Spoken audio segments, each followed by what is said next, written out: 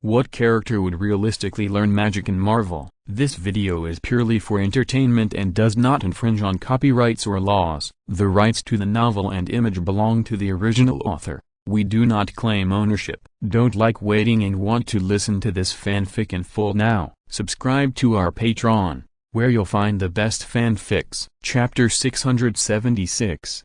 The Passion of Gilliman. Pedro Cantor, chapter master of the Crimson Fists, is a well-informed Astartes, which is not unrelated to his long service. This legendary chapter master has served in his chapter for nearly 400 years. But no matter what, no matter how many reasons he finds for himself, he can't calm down. My lord, Pedro Cantor made a bitter face. Bringing orcs on board, this kind of thing, is a bit too. His expression of wanting to say something but not wanting to, and wanting to say something but not wanting to, did not escape Steve's eyes. The blonde Primarch shook his head in amusement.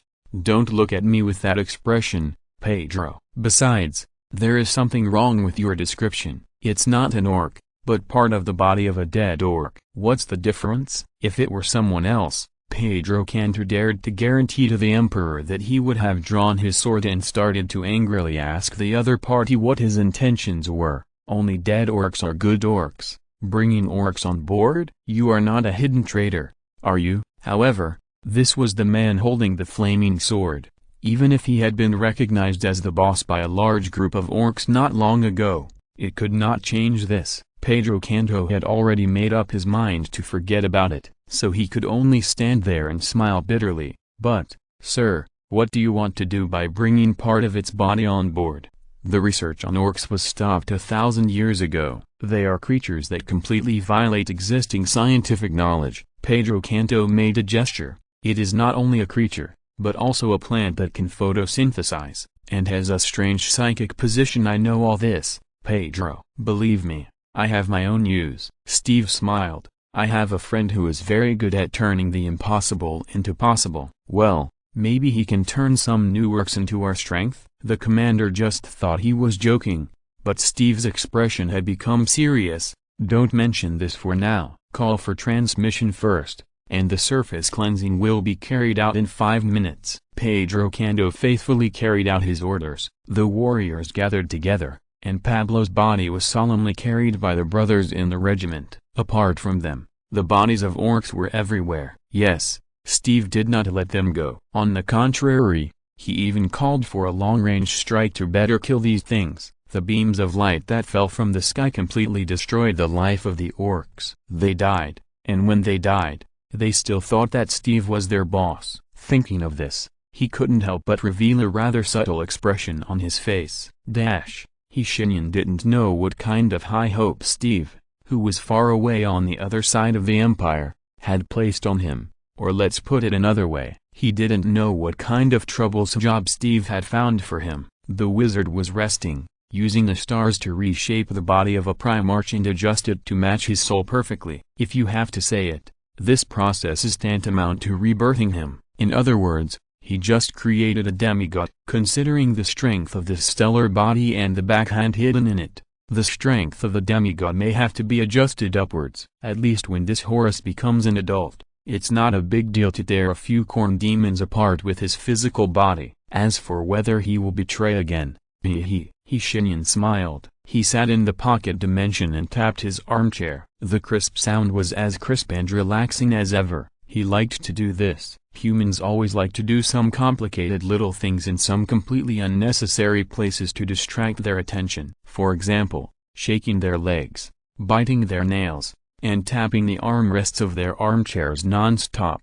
Just when he thought he could get a moment of rest and quiet, the Emperor very considerately sent him a message with his spirit. Horus has awakened. What does it have to do with me? The wizard rolled his eyes and replied with a message without hesitation. So, don't you think you should come out and see him? Why should I see him? I have nothing to do with him. He feels that he needs to express his gratitude to you. After all, it was you who rescued him. Come on, I don't want to go out. Shenyan, who was content to finish a big thing, conjured himself a bottle of iced Coca-Cola in a glass bottle. He took a big gulp before starting to read the new message from the Emperor. Well, I won't force you, but maybe you should go check out your ship, the Vengeance. What's wrong with the Vengeance? The Emperor said rather tactfully. You should know how attractive a planet-sized spaceship built with technology they've never seen before is to the Mechanicus, right? If they want to learn, let them learn. Shenyan rolled his eyes again,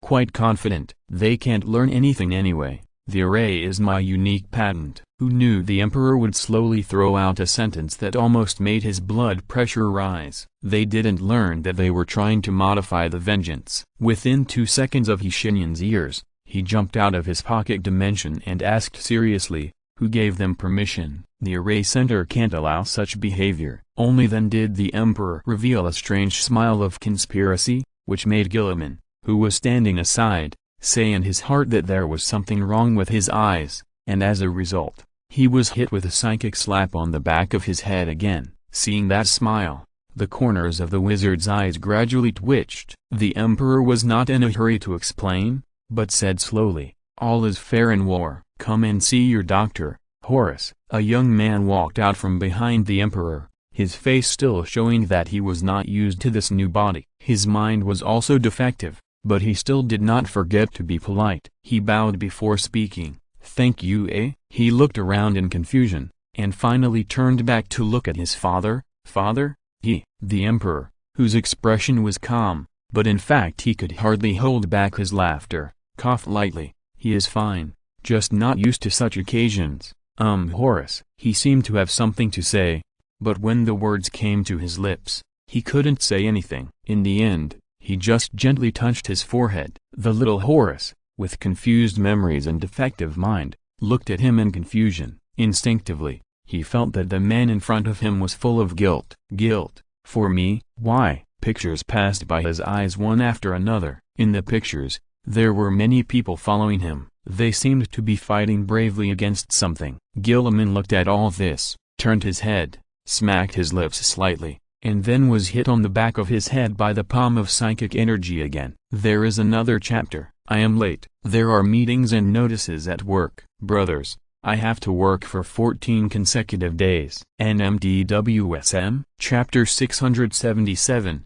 The Passion of Guilliman. Ah, this is where you work. A masked, cheerful boy ran through the corridor. Behind him followed a giant in simple clothes, with a rather helpless expression. Yes, this is where I work. The sentries standing guard on both sides of the corridor watched them pass by without blinking, trying not to let their eyes fall on the prime arch, and recited the Emperor's prayer very devoutly to prevent themselves from thinking about where the child came from and why he wore a mask. Very good. The boy stopped. Do I remember coming here? I can't remember. Guilliman. What did I do before? Nothing. You just betrayed after becoming the War Master and then let the entire empire fall apart and crippled our father with your own hands and caused the death or disappearance of several brothers and the death of tens of billions of people. That's all. Guilliman smiled. You have done many great things before. Really? Little Horus tilted his head in confusion. I don't remember. I mean, I only remember a small part of it. Guilliman walked behind him, opened the door to his own lounge, and asked gently, really? What do you remember? It's just some fragmented images. Little Horus walked into the lounge, took off his mask and took a breath. I led a group of people to fight some monsters. Is that really me? There are also some fragmented emotions, remorse, regret. He frowned, obviously trying to find words. After a long time, he said seriously, the most of them is not an emotion, but an impulse that I don't know how to describe. What impulse? Guilliman still asked gently. I want to give up. After thinking hard for a while, he said so, and nodded repeatedly. Yes, give up. I want to give up everything, as if living is a burden to me, but I don't know why. I didn't do that. Little Horus raised his hands and stared at his palms. This is very strange. I feel that person is not me, but he seems to be me. Have I done a lot of bad things in the past? Guilliman looked at him, with some pity in his eyes that he didn't even know. He did not forgive Horus. He could not forgive Horus. In fact, anyone who had a little knowledge of the history of the Empire could not. However, this child had nothing in common with Horus, apart from the still childish face and the similar name. They were completely different people. Maybe. Gilliman gave an ambiguous answer. The past is the past, and the most important thing is what do you think now? I don't know, little Horace answered honestly. Gilliman smiled casually and didn't say much. Instead, he threw him a small toy for educational purposes, and sat behind the table in the lounge to deal with documents. The magic practice was temporarily suspended, and the Emperor pulled the mages into the warp. Gilliman didn't intend to ask them what they were going to do for him.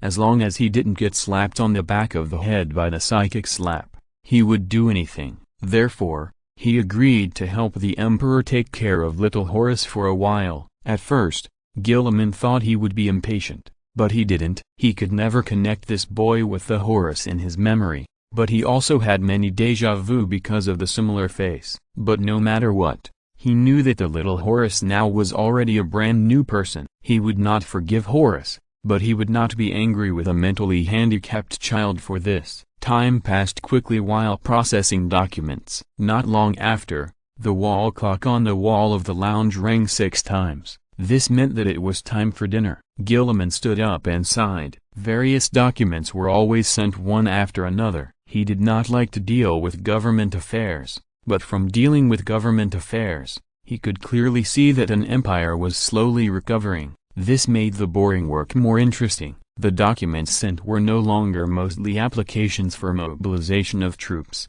but were mixed with many mobilizations related to people's livelihood. For example, the newly born Terra plans to build 23 new crop cultivation bases. The crop seeds born from the production line of the Revenge could allow the Terrans to eat fresh and natural vegetables. In the past, this was something that they could not even think of. Gilliman's attitude towards this was to allow it, and to build more. Although Terra had recovered a lot after the crisis, the problem of resources had not kept up. There was even a long period of time when food had to be transferred from other planets. Besides, there was an opportunity for people to eat decent food. Why would Gilliman say no? He himself had eaten synthetic food, and knew that it could not provide any nutrition except to keep people from starving to death. Come on, Horace, it's dinner time. What do you want to eat? I don't know, little Horace said confusedly. Is there anything delicious? Gilliman laughed. Yes, there are a lot. Well, for a child of your age, a lamb chop is a good choice. Ah, thanks to his revenge, we already have sheep to eat. In the past, this was something that we couldn't even think of. What is a sheep? It's an animal that can bleat. What color are they? There are white and black. Horace suddenly stopped and frowned seriously. Gilliman looked down puzzledly, and found that his expression was gradually becoming strange. No, familiar. The echoes of the old man returned. This is the world. There is white and black. What color are we? Horace whispered. However, after a brief pause, he returned to normal, and raised his head in confusion, looking at Gilliman who was standing still and asked, "What's wrong?" No, nothing. Gilliman shook his head and led him to the dining room. Nothing, child. The lamb chops must be accompanied by some staple food, otherwise you may not be full. What do you think of rice? I haven't eaten it. It's delicious, believe me. Ah, you are too young to drink alcohol. Just yogurt. It's sweet and tastes good. The regent led him forward and put on the mask for him. The sentinels on both sides of the corridor heard this conversation and saw this action, and their expressions became even more rigid. The next day, Gilliman learned a piece of gossip from his own chapter leader that almost made him fall off his chair, who said that the child was me and Eveline. He was furious and stopped talking halfway. Find it out. Marius tried to hold back his expression. Yes, Primarch. Damn it, 14 days in a row. Fuck your brother, come back to rest for a day, and because there are new local cases, I have to go to the hotel for centralized quarantine for 7 days tomorrow afternoon. Damn it. Chapter 678. The Passion of Gilliman. Gilliman didn't find out who spread the gossip in the end. Of course, he knew his children's attitude towards Eveline, but how could he explain it? Some things would become more confusing the more they were explained. After thinking it over, he decided to put it aside. There were more important things to do at the moment. For example, a meeting with Belisarius Call. There were many solemn meeting halls on Macrag's Glory, but only one was truly worthy of the level of Prime Arch. Gilliman set the meeting place here, which to a certain extent showed his importance to Belisarius. However, this was actually not the first time they met. "Tell me again what you requested." Gilliman rubbed his temple with a headache, trying not to stand up and scold this Belisarius extension. Yes, this mechanical priest installed his own extension on Macrag's glory and stayed on the ship in a similar way to a consultant. But at the same time, his main body was still conducting one or more studies on Mars. As we all know,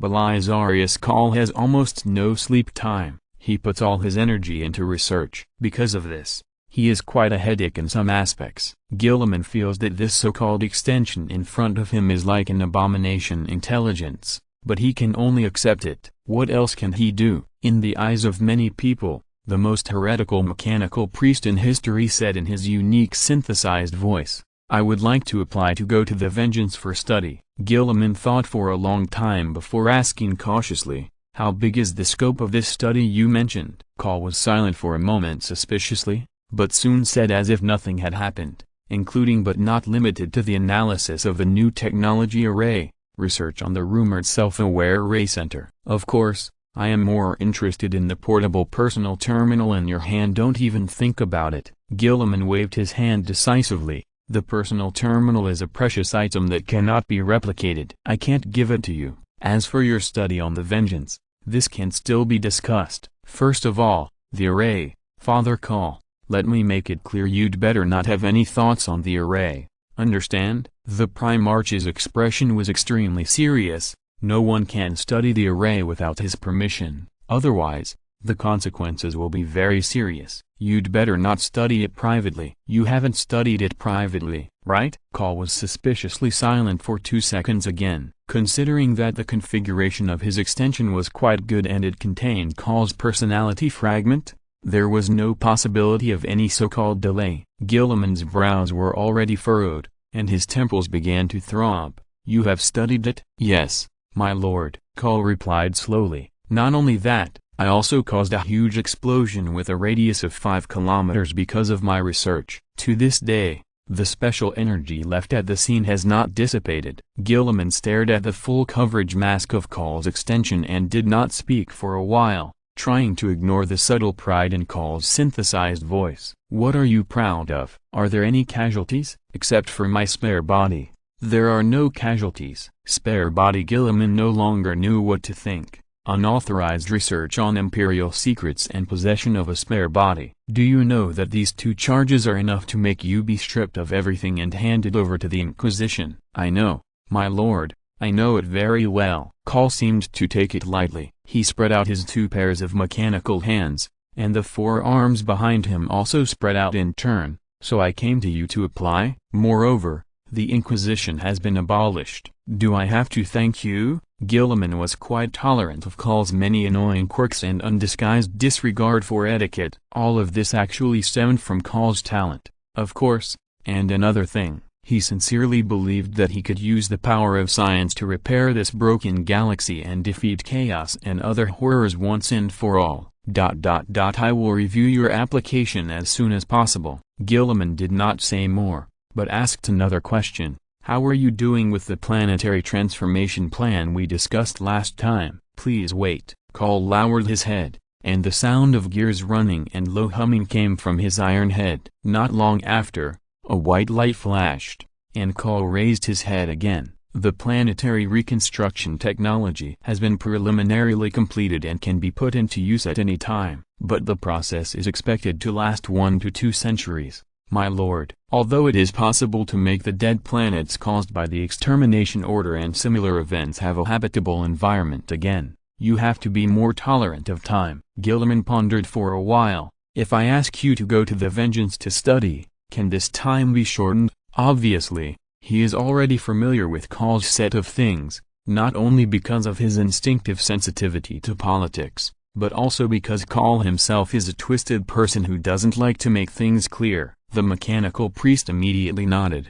and the tone of the synthesized voice was much higher. "Of course, my lord." He still maintained the logical consistency of his language. "The Holy Vengeance will definitely inspire my dull mind." "Oh Messiah, Gilliman remained unmoved. How many years? 70 years. Call gave a powerful and brief answer, but Gilliman still seemed dissatisfied. He frowned. It's too long, Call. I want you to reduce it to less than 50 years. You know the character of those people in the Ministry of the Interior. If I announce this technology and put it on their desks, they will probably send colonies to it in the second year after the technology is announced to be used, and people will rush in like crazy. He did not hide his disdain for the Ministry of the Interior in his words, a bunch of idiots, playing a game where surviving the first year is considered a victory. Humphrey, let's stop here. I will notify you when the review is passed. Call, who originally did not pay attention to etiquette,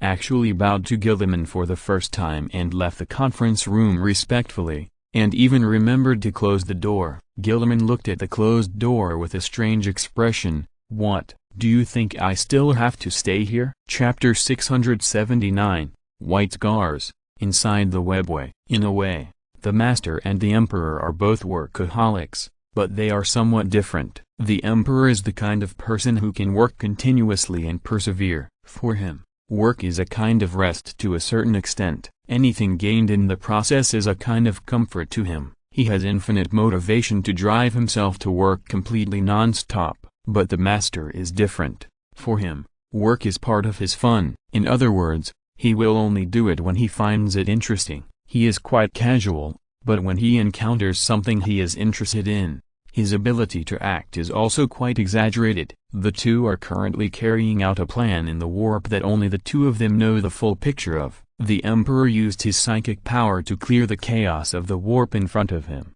and those things blocked his vision like a heavy curtain. The Master followed behind him, step by step, but did not make any movements, and even closed his eyes. Are there any results? The Emperor looked back at him and asked. He got a finger raised by the mage. Don't get me wrong.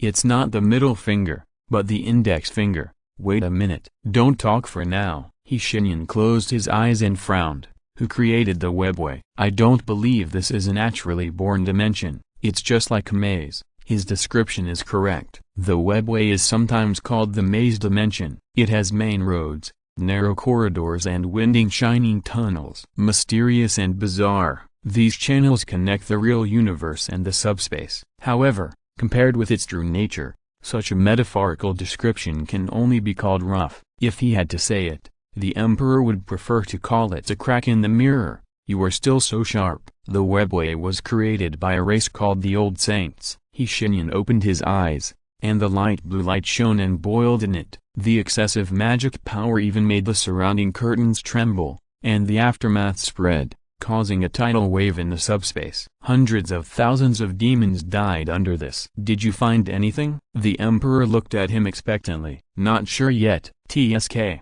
The mage frowned. The webway is too complicated and connected to the warp. Even I can't explore every corner of it. I have to go deep into it. That's too dangerous. Nothing can threaten me. The Emperor thought for a while and gave a positive answer. Yes, unless Slaanesh and Khorne join forces. But I have to remind you that you may get lost in it. I won't. Shenyan smiled. Leave the one in the webway to me. I'll take care of the others. The Emperor nodded to him and watched him tear open the veil and get into the webway. Young Tamray cursed the cowardice of the Eldar. He did this every day since he had the misfortune to fall into a secondary webway gate. At the time of the incident, he was following the standard procedure for dealing with secondary webway gates as stated in the manual of the Ministry of Military Affairs. First, he threw a fragmentation grenade at the entrance, and then fired a rapid-fire shot with his lagun, consuming half a magazine. After making sure that all the Eldar on the other side were completely wiped out, he immediately started to call on the radio, and a team of engineers would go there to blow up the entrance. But the problem was that Tamari was unlucky. He executed the procedures of throwing fragmentation grenades and rapid fire with his lagun very well, and the screams of the Eldar from the other side of the webway made him feel very excited. Killing the alien was a reward for this soldier, and he felt even more honored than serving. However, just as the radio was calling, a slender arm covered with blood stretched out from the webway and pulled him in. But in just a moment, Tamari was pulled into the webway. An Eldar covered in blood and flesh, with a broken leg, was looking at him with hatred, holding a curved and sharp alien blade in his right hand.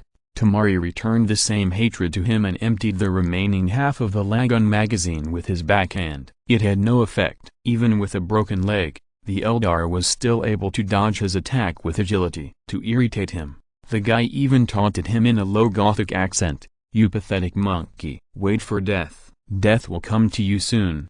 Tamari's answer was four simple and clear words: "Fuck you." The young soldier roared and drew his combat dagger, stabbing back at the Eldar rushing towards him. Tamari was unfortunate, but also lucky. Before the Eldar's blade completely pierced his carapace, his dagger found the opponent's heart first. The Eldar seemed to lose all his strength in an instant and fell limply to the ground, but Tamari still did not relax. He retreated cautiously, replaced the magazine, and reloaded. Then, he walked to the present, trying in vain to find an exit to the outside world in the webway. His mission was not over yet. The young soldier did not know that falling into the webway was actually the same as death. Even if he could get out, he would be investigated again and again by the military affairs department. The 3 packs of combat rations were already eaten, and every hour spent from then on was a gift from the Emperor. Because of this, Tamari could not help but begin to be more grateful for his gift. Although the state religion had quietly begun to change their propaganda and no longer portrayed the emperor as a god, how could the subtle influence of tens of thousands of years be easily eliminated? For now, Tamari still regarded him as a god. He continued to move forward, trying to find an exit before he died. In fact, Tamari knew in his heart that he probably couldn't get out, but sitting there waiting to die was not his wish. As such a death was too incompetent. Even if he really had to die, he wanted to drag a few aliens with him. With this thought in mind, he kept moving forward, until he passed a corner and heard a strange sound. The sound sounded like some kind of continuous muffled sound, which was extremely strange. He held his breath carefully, looked around the corner, and his pupils shrank sharply. The narrow corridor was shimmering with a hazy light. Blood was everywhere, and broken limbs and flesh covered the entire ground. It was so miserable that it seemed as if someone had committed a massacre here. After the initial shock wore off, Tamari discovered that the bodies were all Eldar. Was it some kind of monster in the webway that was killing them? He frowned, silently loaded the musket in his hand, and walked forward on the blood and flesh. The further he walked, the clearer the muffled sound became. Adrenaline began to secrete, and the lone Astra Militarum walked forward fearlessly, but he saw a scene that stunned him. Chapter 680, White Scars. Inside the webway, a man in a black robe stood barehanded in the midst of the Eldar, looking relaxed as if he was on a picnic. The Eldar around him looked at him as if they were facing a great enemy, and Tamari felt that the expressions on their faces were a mixture of fear and hatred. "Aren't you going to try to attack me?" The man's voice was filled with laughter. "Your fighting spirit is too weak." After saying that, he raised his hand, and a pool of blood floated on the ground, turning into a round bullet that shot out violently. It accurately hit the head of an Eldar, or to be more precise, it smashed into it. This was also the source of the muffled sound. The Eldar's body fell down miserably, and blood floated around the man. Tamari finally understood why he acted so relaxed. After the initial shock, he became excited, but he still did not let down his guard. Who knows if this psychic is loyal or a shameful traitor? He made up his mind to hide first and shoot later. The man seemed to be unaware of his arrival. He waved his fingers casually, and blood turned into a man-eating beast, roaring and smashing the bodies of the Eldar one by one. The scene made people feel cold in their hearts. Pure violence brought pure fear, but the Eldar would not give up completely. After all, they were part of a conspiracy. These conspiracy groups from the Dark Eldar could be space pirates, criminal groups, or noble families. The various conspiracy groups fought and betrayed each other. These hateful aliens were even called the cancer of the galaxy. Even the smallest conspiracy group had hundreds of people. They constantly devoured the vitality of mankind, roaming the galaxy, slave raiding, and pirate trading. They were all elite. But what they really relied on was another kind of power. It was a creature called Yeager. Pale skin and thin body, muscle structure and even basic physiological appearance were consistent with human structure, But this terrifying similarity ended there. Their skin is almost as hard as steel, and their hands and feet are equipped with claws, sharp and terrible, which can grasp or paralyze their prey. They are incredibly agile and can move with almost supernatural speed and posture, but the flat, eyeless head is actually the most terrifying part of this creature. The wide and thin lips cut the entire face, and once they open their mouths, the victim will have the opportunity to see the last scene of his life. It is absolutely a nightmare. The mouth of the rigger is full of needle-like teeth. Their sharp teeth and bite force can even bite through the power armor of Astartes. Unless you are a fearless elder, even Terminator armor cannot stop the fangs of this alien. However, what really makes them a terrifying hunter is the tracking instinct and cruel nature of this creature. They can capture scents in the air and sense heat signatures through the sensory holes in their mouths. Some of the best can even sense disturbances in the warp. And once they bite their prey, they will never let go. Some of the lucky survivors even had to pry open riggers' claws to get their bodies out of their mouths. They were the hounds of the Dark Eldar, and now, the hounds were out of the cage. With a few roars, the faces of the Dark Eldar finally showed relief. In their impression, Psykers could not deal with creatures like Rigger that could move at supernatural speeds, not to mention that this black-robed man was not wearing armor. As long as he was bitten, he would be dead. Someone among the Dark Eldar laughed, feeling the vibrations of the ground caused by Rigger's running. Death is about to envelop you, human. No, that would be too easy for you. Immediately, people around him began to echo, sell him to the arena in Comoros. Someone will definitely pay a high price for him. You will sell for a good price, human monkey. Tamari concentrated on getting ready to shoot. Although he didn't know why the Dark Eldar were suddenly so happy, the vibrations from the ground in the passage had told him a lot. The black-robed man didn't seem to have any signs of corruption, which meant that he was at least a neutral psyker. He couldn't just watch him die like this, he had to do something. But just as he was about to pull the trigger to kill a Dark Eldar, the man turned his head. The eyes that had been burning with golden anger made Tamari tremble all over, and he was sure that the man was watching him. "Don't do anything stupid, soldier," he heard him say softly, and then turned his head. The man raised his right hand and blocked his neck like a prophet. A huge, pale monster that made Tamari feel terrified appeared out of nowhere. It opened its ferocious mouth, and its densely packed sharp teeth bit directly on the man's right hand. The scene of blood and flesh flying in the imagination of the Dark Eldar and Tamari did not appear, because the teeth of the Ygritte were completely broken, and the teeth that could bite through the power armor could not bite through the man's skin. It screamed, but not because of its teeth, but because the man punched through its chest and abdomen. Broken bones and blood and flesh flew out, and the remaining force did not diminish. In the process of splashing, it pierced the bodies of several Dark Eldar. They also screamed together, and the man seemed not to have finished yet. He grinned, and the golden flames in his eyes burned more and more vigorously. "I rarely really fight with only my fists, but I have to say that the experience is not bad." With a grin, he turned around and punched an Ygritte hiding in the shadows behind him. The terrifying force completely smashed its head into powder. The flesh and blood turned into mist and dissipated in the air. The ground of the webway that was flashing with an ominous light was completely pierced. The shadows of the warp instantly poured in. Countless demons stared at this gap at this moment.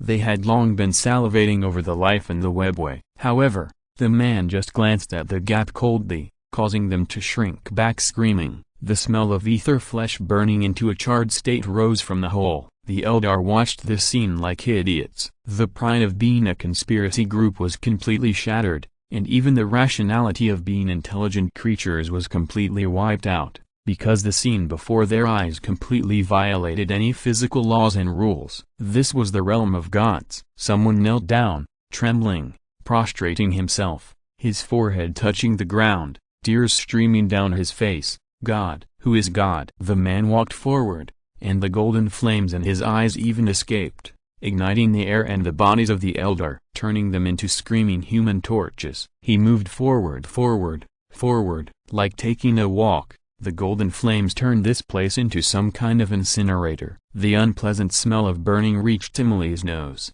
but he did not feel disgusted. On the contrary, he looked at this scene with a flushed face. as if he felt proud of it. There are still 3 chapters to be coded. If you're listening to this novel on a channel other than Fanfic World, it means they downloaded and uploaded it without effort. We cordially invite you to visit our channel, Mundo Fanfic Novelist. There you'll find the original version of this story and you can explore many other novels of various genres. We are waiting for you to immerse yourself in a world of incredible novels. Chapter 681, White Scars. Inside the webway. No one knows what will happen in the next second. Nothing can be predicted in the webway. No one can do this, not even Chagatai Khan. But he must make a decision. He must find a glimmer of hope for his descendants behind him. They have already paid too much for him. Long hunts, endless battles. They have no complaints, but Chagatai Khan can't. He regretted his recklessness at the time. If he was the only one who entered the webway, then he would not hesitate at all. But he brought his descendants with him, a full 2,000 people. And now there are only 317 of them left. Khan, a white-scarred warrior, came over. His power armor was mottled and scarred. He said, 7 more brothers died, and the bodies were too mutilated to successfully recover the gene seed. In addition, our supplies are not enough. Very good. 310 people. How many days can it last? If we still maintain full speed, at most 5 days. Chagatai Khan stretched out his hand, and the dirty wind in the webway blew past. He clenched his right fist, as if trying to catch the wind. No one knew what he was thinking. After a while, the warrior heard the Khan say, "Strip the armor of the sacrificed warriors. Burn their bodies with flames. Make sure their bodies are not desecrated. Bring their ashes and use them as paint to write their names on my armor." "Yes, Khan." After he left, Chagatai Khan tore off the cloak on his back. The cloak had long been tattered in the long battle. It was originally white and red, but now only dark red remained. That was the mark left by the blood that dried naturally. If his memory was still clear, then there was still some space left for the dead on the back of his armor. Thinking of this, the Khan lowered his head and stared at the imperial sky eagle on his chest. The sky eagle was mottled, and the names written with the ashes of his dead descendants shone with a dark luster on it. He didn't want to stare any further, so he simply raised his head and looked into the distance of the webway. The dark blue mist hung on the black ground like a woven thread, even covering half of the wheel of his hoverbike. At this moment, there was a sinking sound behind him. "Khan, please wait a moment." The armor on his back made a continuous friction sound, and the ashes that were still warm were engraved on the armor of Chagatai Khan with the heated blade of the warrior. The man is gone, and he will continue to move forward with the names of the dead. The wind will not stop, and neither will the Chagorians. 5 minutes later, this solemn ceremony was truly completed. 310 people got on the motorcycles and followed their Khan to continue moving deeper into the webway. No one knew where they were now, and any instrument was not applicable to this mysterious passage. No one dared to say that they really understood this place, even the Eldar aliens who had been fighting with them for a long time. The webway was intricate and no one knew where the next road would lead to, just like cruel fate. But the Chagorians never believed in fate. The eyes of Chagatai Khan were like those of an eagle, just like his other name, Eagle of Chongaris. As a primarch, his eyesight that surpassed that of humans and even Ishtar's made the name of Eagle of Chongaris worthy of its name. He could see very far. That is why, after only half an hour of marching, he raised his right hand. The hoverbikes braked in unison, the chainswords were activated, and the bolters were loaded. Needless to say, the soldiers spontaneously moved together. They knew that the battle was coming, but no one backed down. Remember this, Tumuli. Shenyan fiddled with the modified Imperial Standard laser gun in his hand, moving his finger back and forth on the safety position. The bottom is the safety gear, and the trigger cannot be pulled. Go up 1 gear, 5-round short burst, and up again, full automatic. After saying this, he handed the gun to the excited Astra Militarum. This lone soldier was qualified to receive the weapon he personally modified as a reward. "I have taken special care of the firepower." Shenyan winked at him. "It has a strong killing power against demons or any aliens. There is no need to reload, but if you keep shooting recklessly, it will overheat." Such a sacred weapon. When Tumuli took the gun, even his fingers were shaking, But when his hand completely grasped it, the trembling disappeared, replaced by a stability like cast steel. Although he was still excited, he did not lose the basic qualities of a soldier. After returning the insurance to the safe position, he put the light gun on his back and solemnly performed the Sky Eagle salute. "I will definitely not let you down. I swear on my name that I will not let this sacred weapon down." Shenyan smiled helplessly, and into Mali's eyes, this naturally became a smile of praise. The wizard wanted to tell him not to label everything as religious. However, considering that everything has to be done step by step, he did not say it. After all, his name is still on the list of living saints in the Empire. After a group of names like Saint Celestine, there came a Saint Shenyan with an Oriental style. He was embarrassed when he saw the list. The Emperor's smile at that time was full of ridicule. After dealing with this little episode, they threw a blessing to Tamari and set off. The webway is complicated, but fortunately Shenyan can always find a suitable path. Tamari followed behind him, step by step, and never left. He looked around with vigilance, looking at the environment around him without any danger. The Astra Militarum didn't know that the road they took was completely safe, but he was actually ready to sacrifice himself at any time. Compared with this living saint who suddenly appeared, his life was not worth mentioning. Who else could have that kind of sacred fire except the Emperor and his followers? Although Tamari didn't know the name of the mage, he was willing to sacrifice his life for him. Shenyan, who noticed this, looked back at Tamari without a trace, and threw 3 shield spells at him. He hates people who decide to die for you without saying a word. To make a long story short, after going deep for about an hour, Shenyan stopped. The tentacles of mental power reached the depths of the webway without reservation. He had already felt the looming call and no longer needed to hide himself. Puff! The flames ignited, and the golden flames enveloped them in an instant, and then ignited the webway.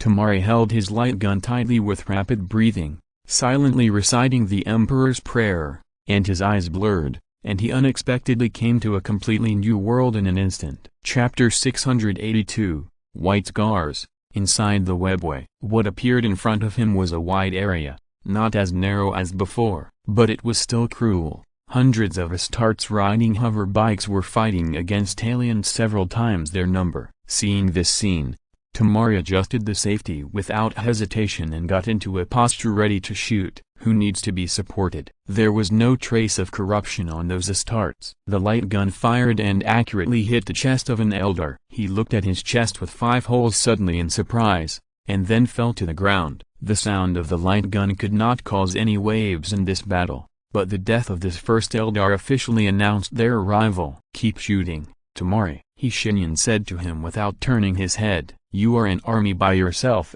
and the Astra Militarum is here, fighting side by side with you." "Yes, sir," Tamari roared, extremely excited. He didn't know that his eyes turned golden, and he didn't know that what the mage just said was not a pre-war declaration to mobilize emotions. It was a declaration. Tamari was still firing, without stopping. He seemed to have mastered the method of preventing this weapon from overheating, and he could always cool it down quickly between shots. But since which round, the number of beams fired by the laser gun has changed. 1, 2, 10, hundreds, thousands. The golden beams fell on the aliens like raindrops, and death fell on them in an instant. The original advantage in numbers was completely turned into nothingness at this moment. Tamari looked back in shock, and the heroic spirit with a golden body stood beside him, really fighting side by side with him. Their uniforms and even the styles of their armor were different, and even the styles of their weapons were different. The only thing they had in common was perhaps one thing, something he immediately understood. They were all Astra Militarum. The fearless mortals of the Astra Militarum who died but still wanted to fight stood here, fighting side by side with their lone descendants. Seeing this,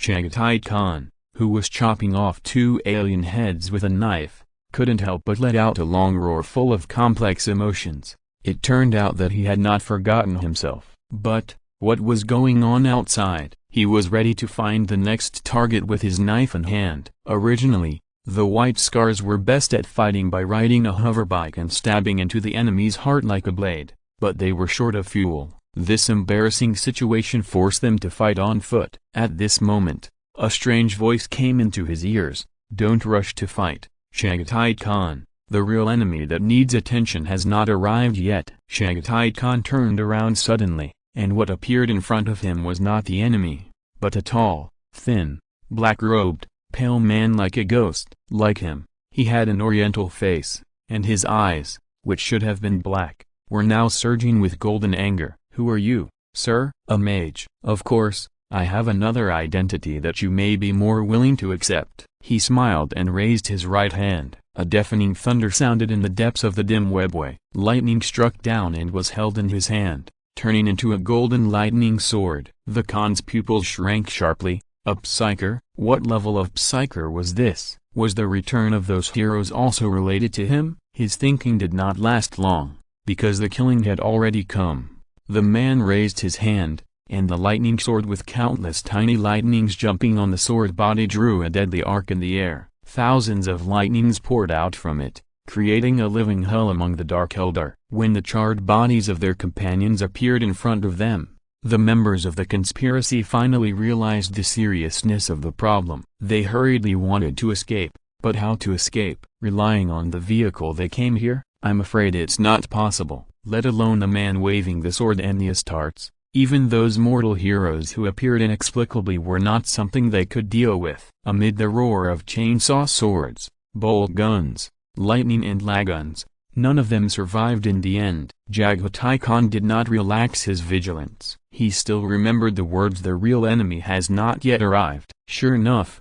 the change happened in the next second. Every soul of the Dark Eldar has a wound that can only be healed by pain, a void that can only be filled by torture, and a desire that can only be quenched by blood. Unlike other Eldars, they do not have the means to protect their souls. Therefore, after death, their souls will definitely fall into the hands of Slaanesh. The bodies of the Dark Eldars trembled slowly, and the blood was glued together by some inexplicable attraction and began to boil. Even the air was distorted by the high temperature. But strangely, the blood itself did not lose any weight and was still huge, like an overwhelming net. The corpses stood up under the net. Their faces were pale and bloodless, and their limbs were stretched and twisted under the traction of the strange force. They began to deform according to Slaanesh's preferences until a man spoke up and interrupted the process. That's enough, he said. Stop showing off your pathetic aesthetics and come out to face me. Everyone held their breath,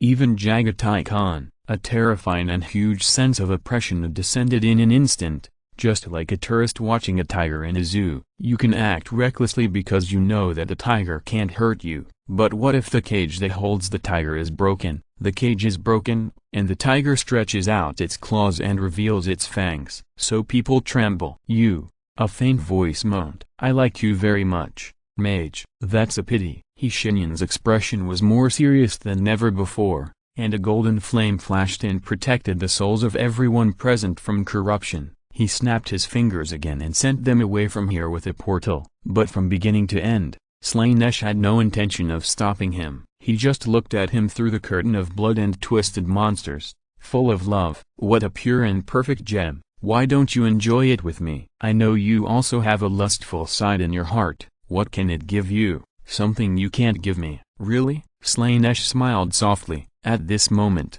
his power actually broke through the limitations of the warp and truly appeared in front of Shenyan. What he wanted was not to attack, nor to sow the seeds of corruption in Shenyan's heart. He only did one thing. He gave the mage a loving kiss. I look forward to that day, he said firmly. Whether it is your corruption or my death, I will gladly accept it. You will definitely give me a supremely pleasant death. Gem. Chapter 683.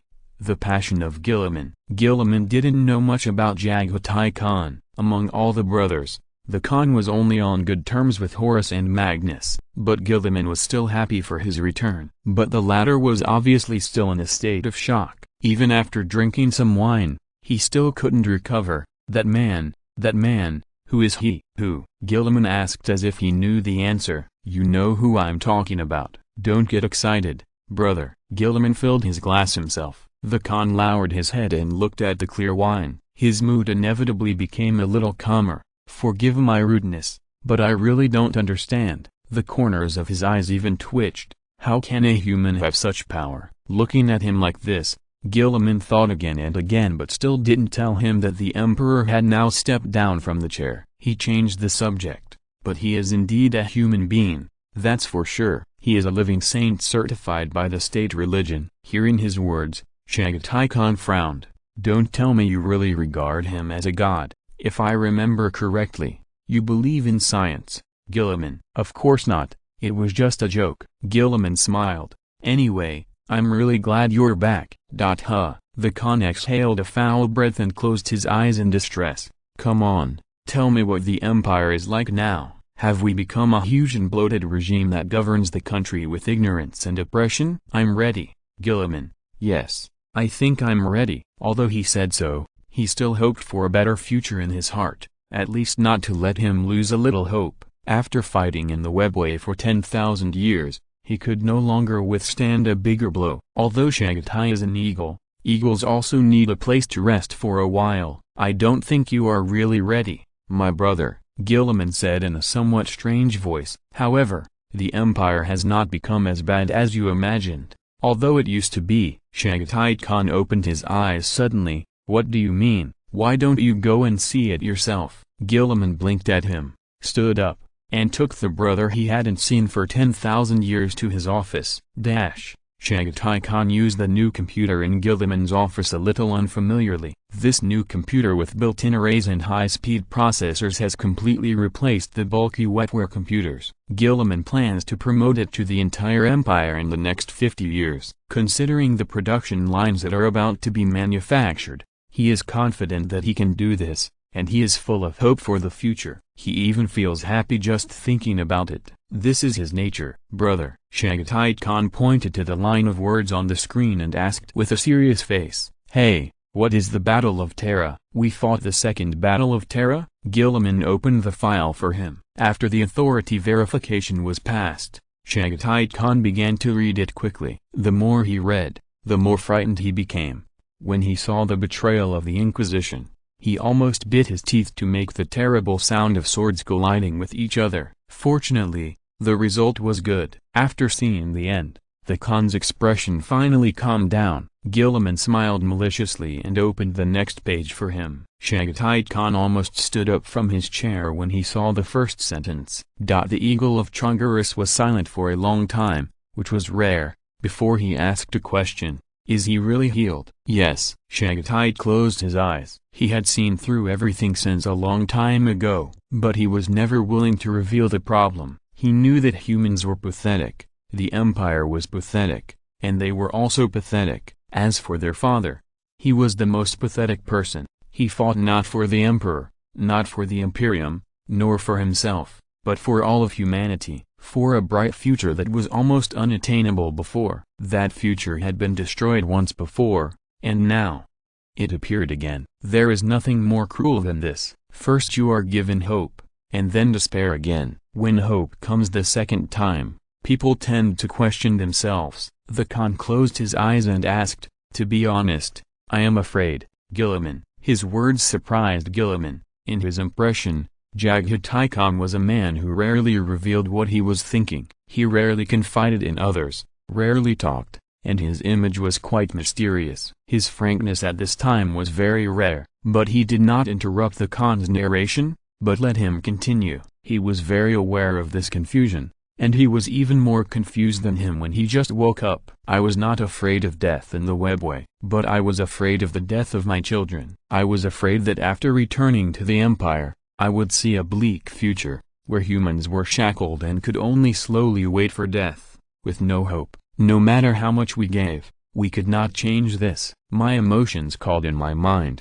wanting me to have more hope for humans, but my reason gave a completely opposite answer. I never expected. He began to smile, smiling with his eyes closed, and 2 lines of tears flowed down. It turned out to be this ending. Chagatai Khan opened his eyes and said sincerely, It's great. Yeah, I also. Their conversation was interrupted. A young man pushed open the door and walked in, followed by an Eldar in a black dress. The Khan was stunned the moment he saw the boy's face. Gilliman's eyes widened. What's going on? Eveline smiled at him and did not answer. Little Horace looked at Chagatai Khan curiously and asked, Who are you? Khan did not answer. He fixed his eyes on Evelyn, then turned his head to look at Gilliman, whose expression gradually became embarrassed. His mind was racing, but he understood a lot in just a few seconds. In addition to what the boy who looked like Horace was, he already understood a lot. The Khan narrowed his eyes slightly,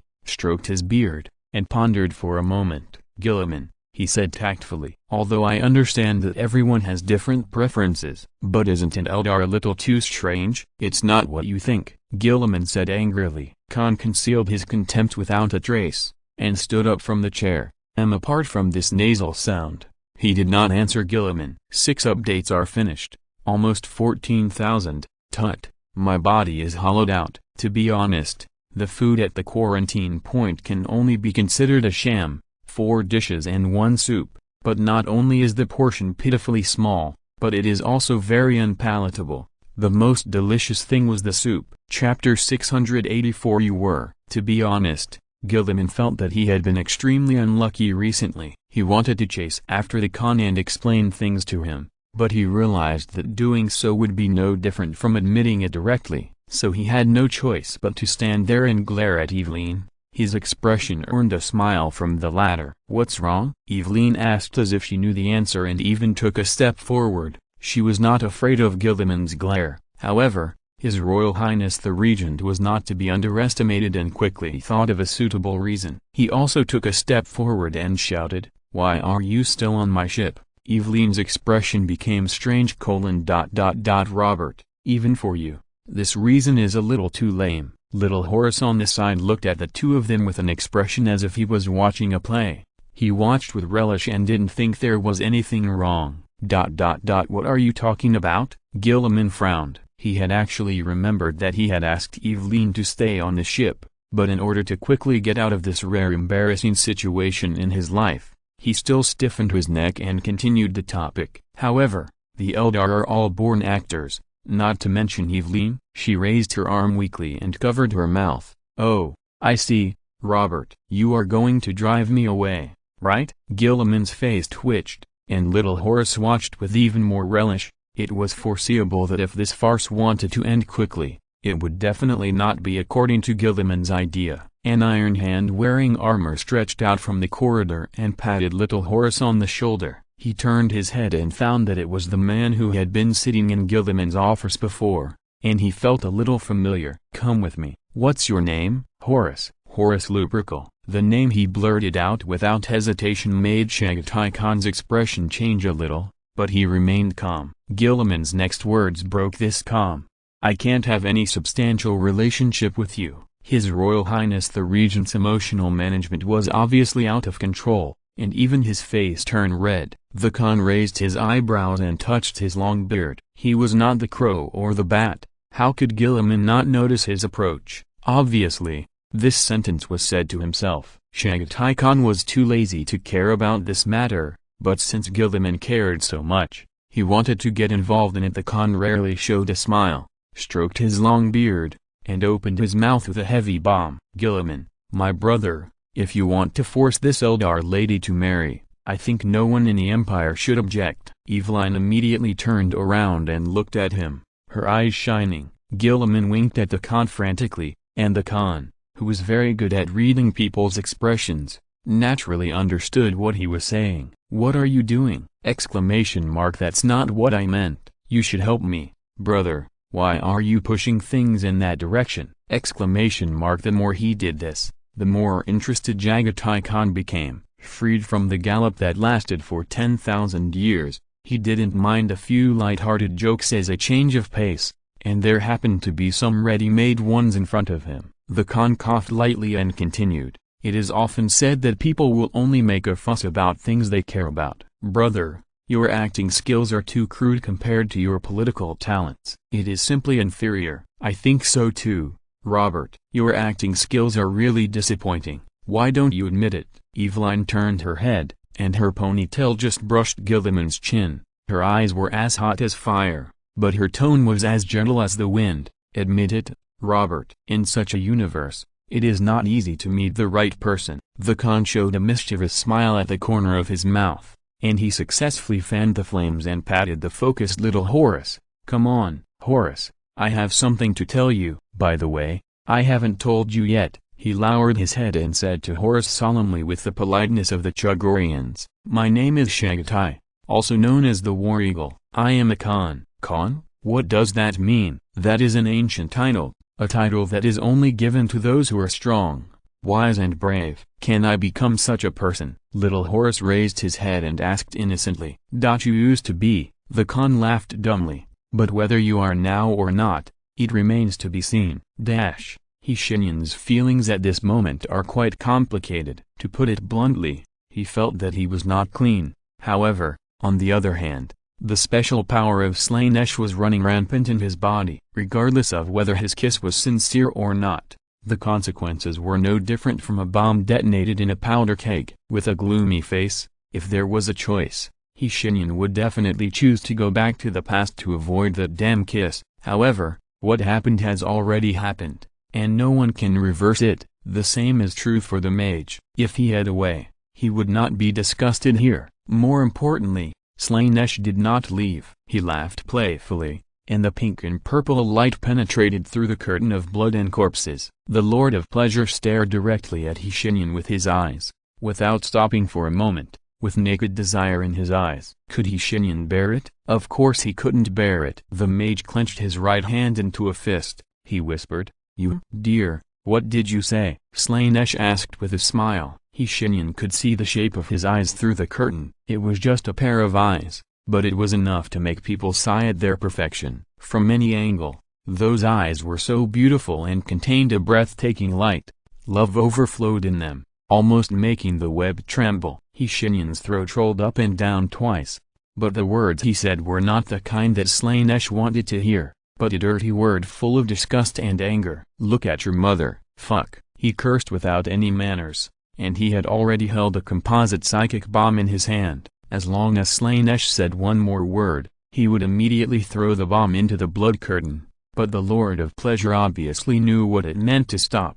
He winked at the mage through the curtain reluctantly. "Don't forget me, dear. I will miss you so much. The way you swung your sword, the way you were angry, I almost want to." He let out a high-pitched scream, and the curtain disappeared in a wave. The blood stopped boiling, and the broken bodies fell down, leaving the mage standing alone in the webway, his face livid. There is one more chapter, and it will be updated tomorrow. Chapter 685, Fighting Against Nature. "Why do you look like that?" the Emperor asked in surprise. "Don't ask." Shenyan didn't even want to say anything. "Just don't ask." He sighed and wisely chose to change the subject. "Chagatai Khan has returned to the Empire. What about you?" "Don't tell me you haven't found any of them so far." "I really haven't found any of them yet." The Emperor nodded, making no secret of his slow progress. There was nothing to hide. What else could he do if he couldn't find them? Of course, he would continue to look. "But it's not that there is no progress," he said slowly. "I'm looking for the soul fragments of Magnus." "Still need to look for it?" Shenyan raised his eyebrows in confusion. "As we all know, the one-eyed sunburned Ogren." "No, not really. It's the Red King, the Warlock King and the Cyclops, Magnus." This pitiful Primarch who made a big mistake because of his impatience has long been corrupted, but his case is more special. His soul was shattered into many pieces. Some have already been shattered, and some are still unknown. Among his many soul fragments, the most famous one is probably the Red King, which is also his main personality and the personality that was later completely upgraded to become a Tzeentch demon. However, Tzeentch is dead. He was killed by the Emperor himself and there is no possibility of resurrection. The psychic nature of the Emperor is the natural enemy of the things in the warp. Even gods like the four evil gods cannot escape, and will even be more seriously harmed due to the opposition of power nature. With the Master dead, how can the demons gathered under Tzeentch survive alone? Most of the demons were torn to pieces alive by the Khorne or Slaanesh demons who came at the first moment of Tzeentch's fall, and the planets and secret treasures they controlled were also taken away. This was a complete dog-eat-dog situation. The fate of the Chaos Warband was not much better. Although they were not completely dependent on their masters like the Tzeentch demons, the fall of Tzeentch still had a certain impact on them. Magnus, the Red King, as a Tzeentch demon, He was the most implicated at the moment of Tsinju's fall. According to the Emperor's calculations, even if he is not dead, he has lost his mind. He can't even maintain his demonic body. His body will collapse into the most primitive warp ether energy. This is the sad part of the traitors. After being completely corrupted, they will even lose the ability to survive independently. Of course we need to find it, the Emperor said in a deep voice. His soul is broken into too many pieces. There are 9 known pieces, and one of these 9 pieces has been destroyed. He turned his head and said to the mage in the storm of the warp, I must find all his soul fragments, otherwise, he will become an out-of-control psychic after he is resurrected. With his psychic power, if it gets out of control, it will be a complete disaster for the Empire. Even if we have a way to control it, it is just a stopgap measure. You want a way to have the best of both worlds, right? Shenyan smiled. Do you have it? The mage spread his hands in a very bachelor manner. No, if I had it, I wouldn't be standing here chatting with you. Ha, it's really hard to be a good person. His words drew a sigh from the Emperor. Indeed, it has been hard to be a good person since ancient times. The right path is often the most difficult path, which is why humans always make mistakes. We are born to like to choose simple things, but simplicity is often not the right thing. Just fighting against nature. Shenyan waved his hand, tore open the portal and temporarily left the subspace, and even directly crossed the boundary. He had to calm down. The influence of Slaanesh has not been completely eliminated. For now, the best place to go is the White Tower. There are 2 shops there. One is called Succubus Massage Shop, and the other is called Elf Bubble Bath. The mage who was still righteously fighting against nature a second ago is now standing in front of the door of Elf Bubble Bath. He frowned and looked at the Succubus Massage Shop opposite, thinking about which one he should enter. Compared to a certain wizard who was not doing his job and was just slacking off, Angron and Sanguinius were very hard-working. Since the end of the Battle of Terra, they had not rested for a moment. First, they helped rebuild Terra, and then they cleaned up the Inquisition with Glan. When Terra finally stabilized, they even boarded the same ship and began a tour around the Empire. It was called a tour, but in fact, it was a journey to recognize relatives along the way. The Archangel was determined to let each of his descendants see him in person, so that they would know that their genetic father had returned. Angron was reluctant to go with him at first. Not to mention that in his universe, the Archangel was a traitor. The act of recognizing relatives was enough to make him feel uncomfortable, but he really couldn't stand Sanguinius's soft and hard persuasion. Angron comforted himself more than once afterwards, saying that no one could stand it, and it was right that he couldn't stand it. But there were more and more people on the ship. Sanguinius felt that there was no problem with recognizing his relatives, but his descendants didn't think so. After waiting so long for the return of the Gene Father, what if he died again by accident? The angel descendants who thought so did not realize that their father was now a pure warp creature. It was difficult to trap him, let alone kill him. Of course, no one dared to tell them about this. In short, every time Sanguinius visited a regiment, he would accept some descendants as his guards. He was comfortable, and the descendants who boarded the ship were also comfortable, but Angron was uncomfortable. Can't you just tell them who I am? In Sanguinius' room, Angron said dissatisfiedly, you wear a helmet all day long. This ship is not just yours. I have to hide my true appearance on my own ship. Sanguinius smiled apologetically. Brother, please don't be angry, but the Empire has not officially announced your return yet. It's not good to let them see your face and know who you are. Looking at his impeccable and perfect smile, Angron had no choice but to grit his teeth and raised his lightning axe to his shoulder. Where are you going, brother?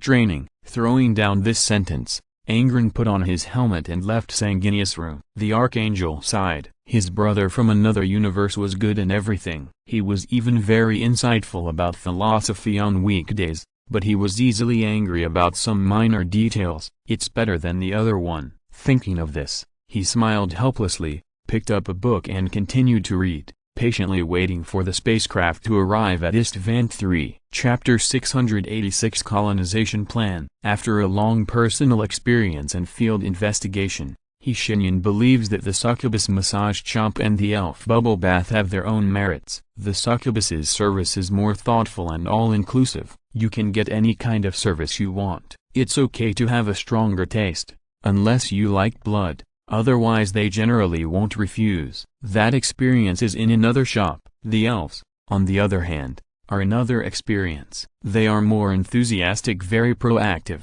really very proactive. With things going like this, Shenyan doesn't even want to criticize them. These two shops and their employees are not for money at all, but purely for interest and hobbies. I'm getting off topic. The mage is sitting in a beverage shop inside the White Tower at this time. This shop has won the Today's Food Beverage Selection Championship on the White Tower Council's internal network for 17 consecutive years. Considering the amazing degree to which mages like new things and hate old things, this shop can be said to be very magical. The drink he was drinking was a new product that had just been launched for only a week. It extracted the core of a recently dead star as the main body, converted it into liquid, and added concentrated magic juice to add flavor. Even the straw was carved from the bones of an adult dragon. It must be said that this seemingly ordinary drink once again refreshed Shenyan's understanding of the people in the White Tower Council. He originally thought that they were boring enough,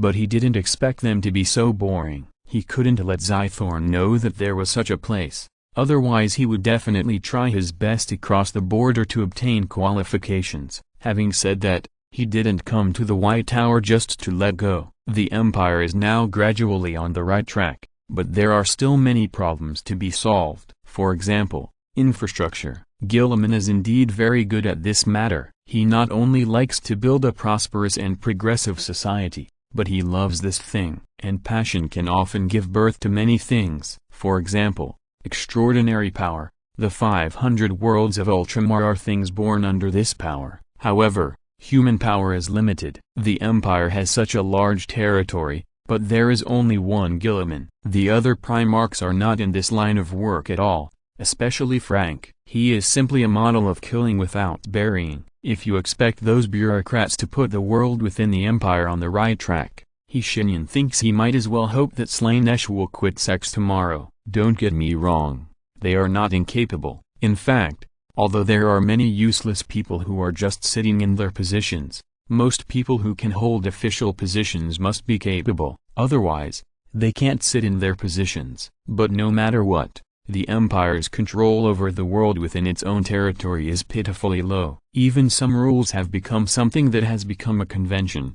You pay taxes and pay people, and I won't care about you. The origin of this phenomenon is actually the result of many reasons, and it can't be helped. During the Dark 10,000 years, the Empire gave up too many things to maintain basic operations. There are too many things that have been turned a blind eye, but this is wrong, absolutely wrong. Back to the problem itself, there are only two ways to return a planet to the control of the Empire. The first is to let the people above see what the Empire can bring to them, and the second is to airdrop a group of bureaucrats who are completely loyal to the Empire and have both ability and skills. Unfortunately, the Empire is currently unable to do both of these. First, there is always a lack of talent and infrastructure. Even if the threat of war has been greatly reduced, there are still many enemies around humanity. Second, the bureaucrats in the Empire can be roughly divided into two types. One is loyal to the Empire but has no brains,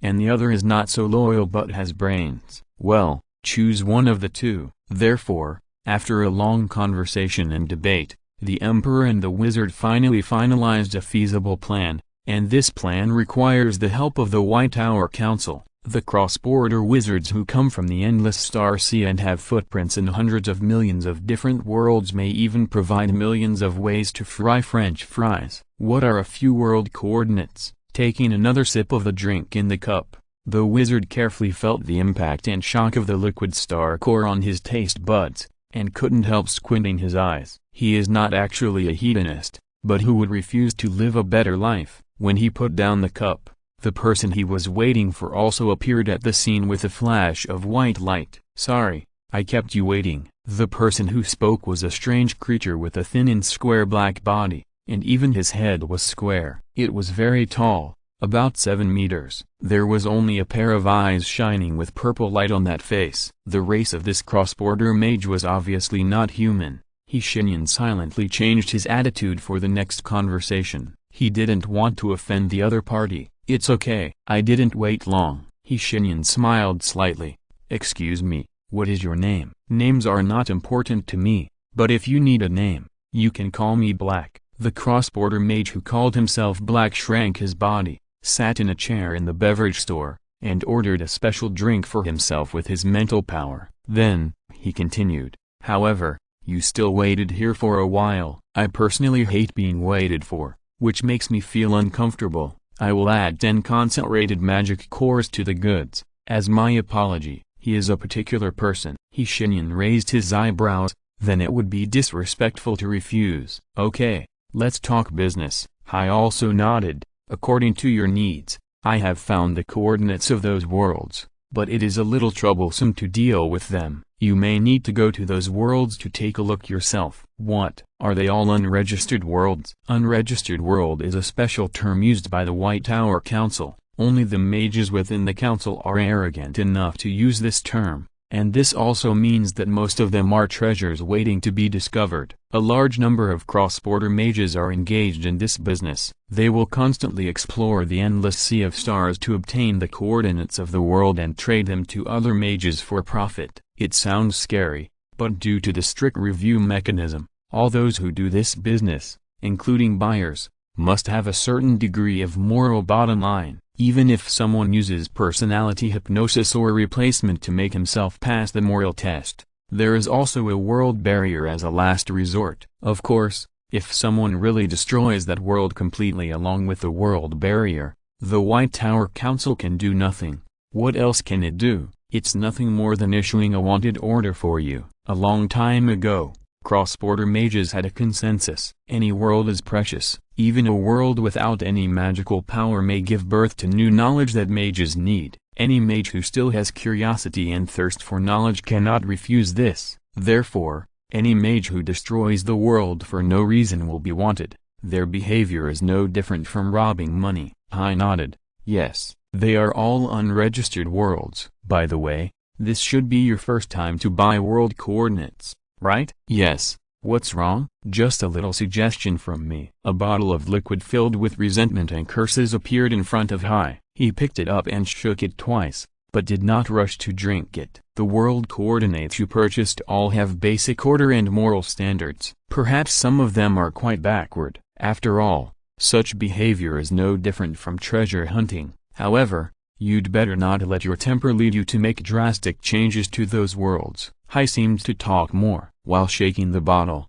he continued, I used to be a human like you, until I found that my behavior was full of arrogance. In order to get rid of the urge to play the savior, I had to change my body to isolate myself from the influence of emotions. Shenyan originally didn't listen to his so-called advice at all, but since he mentioned the 4 words change body, he couldn't help but become interested. I think it's more than that. Even if you change your body, your soul will not be changed, unless you use some means to castrate your emotions or change your personality. Hai was silent for a long time. He crushed the bottle and let the liquid full of resentment and curses spill on his hands. Indeed, you don't have to take it to heart. It's just my stupid opinion. The mage smiled and transferred the transaction money to him through the transaction mechanism of the intranet. The super soldier transformation plan originated from the Emperor, but after being improved by him, it was in Hai's database. After flipping through it roughly, he nodded to Shenyan. The coordinates have been transferred to your forum account. Happy trading. I hope we will have the opportunity to cooperate in the future.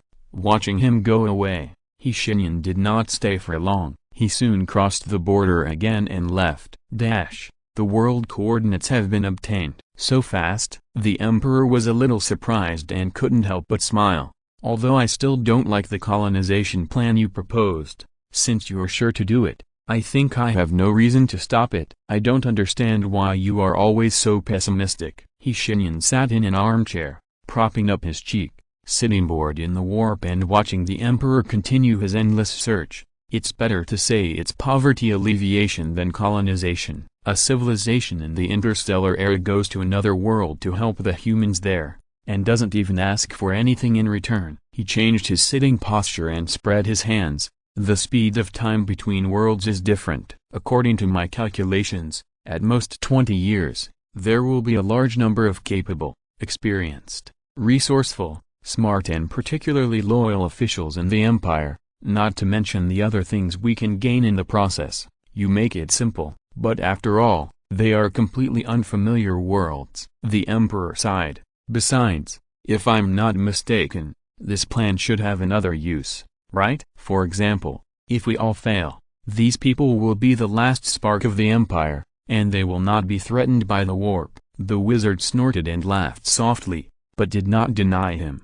Have some confidence, old man. Real universe. A spaceship landed slowly, and its landing was silent. The latest array technology gave it performance far beyond any simple technological product, and it could even land silently. The hatch slowly opened, and Bonavia and Frank, who were fully armed, walked out. Unlike Frank's calm eyes, the female judge looked at the glazed land in front of her with complicated eyes. Having served in the Inquisition for many years, she had the right to access a lot of complex information, and she was somewhat clear about the horrific things that happened on Istvant 3. But only after seeing it with her own eyes did she begin to slowly understand what kind of tragedy happened here that year. Words cannot express it perfectly, and can even be regarded as a record. When you see with your own eyes this land that has been bombarded into a glazed state by artillery fire, when you see with your own eyes the ruins of the city buried under the wreckage,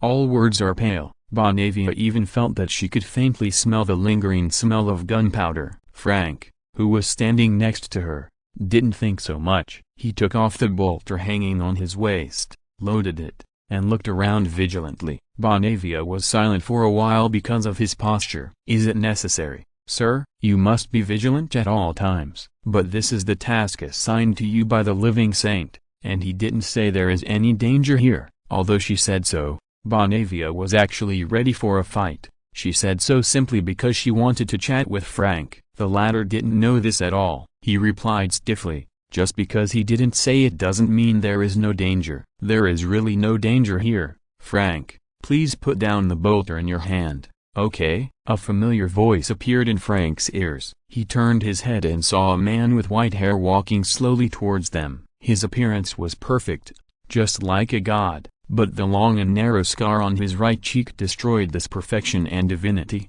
turning him into a human. Fulgrim approached them with a smile, but was not treated politely by Frank. On the contrary, the Punisher had already raised his gun. Tell me, what was I doing during the Battle of Terra? Phoenix's smile froze, and he sighed helplessly.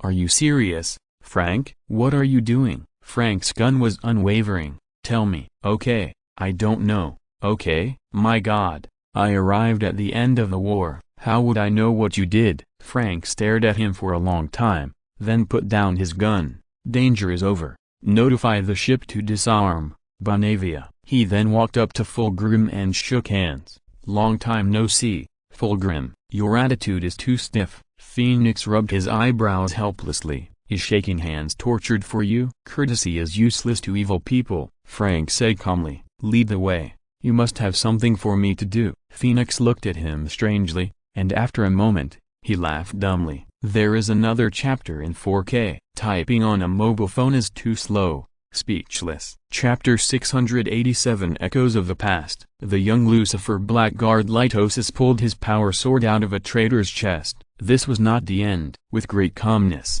he narrowly avoided the battle dagger stabbed at him by another traitor, and then stabbed him in the throat with a backhand. Blood splattered, and the shameful traitor fell down holding his throat. Litosis watched him die without mercy, without a single wave of emotion in his heart. He pressed against the wall, pulled out the bolter at his waist, felt the vibration of the ground, and waited patiently.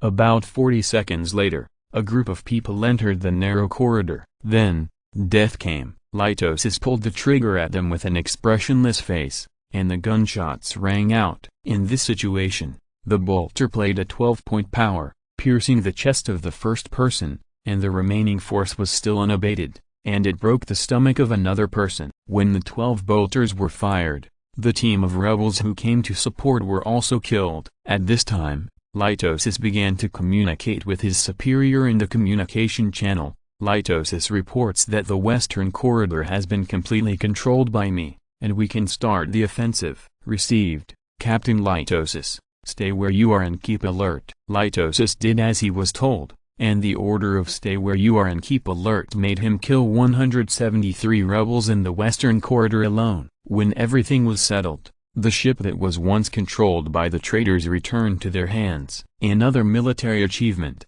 Captain Litosis. His superior came over, with a relaxed tone and a warm expression. Litosis did not look happy, but just nodded calmly. The Battle of Terra changed too many people, and Litosis was one of them. He was no longer as obsessed with honor as before. His appearance did not surprise the superior too much. Litosis had been transferred to their legion for 2 years and had made great achievements. It stands to reason that he could have been promoted and rewarded long ago, but he refused every time. He just wanted to stay in this special legion and hunt those traitors. He smiled, and he naturally respected Litosis's persistence. Get ready. After returning to the spaceship, Captain, someone wants to see you. Me? Litosis frowned. After a while, the meeting was held as scheduled. Litosis spent half an hour taking a shower and changing clothes.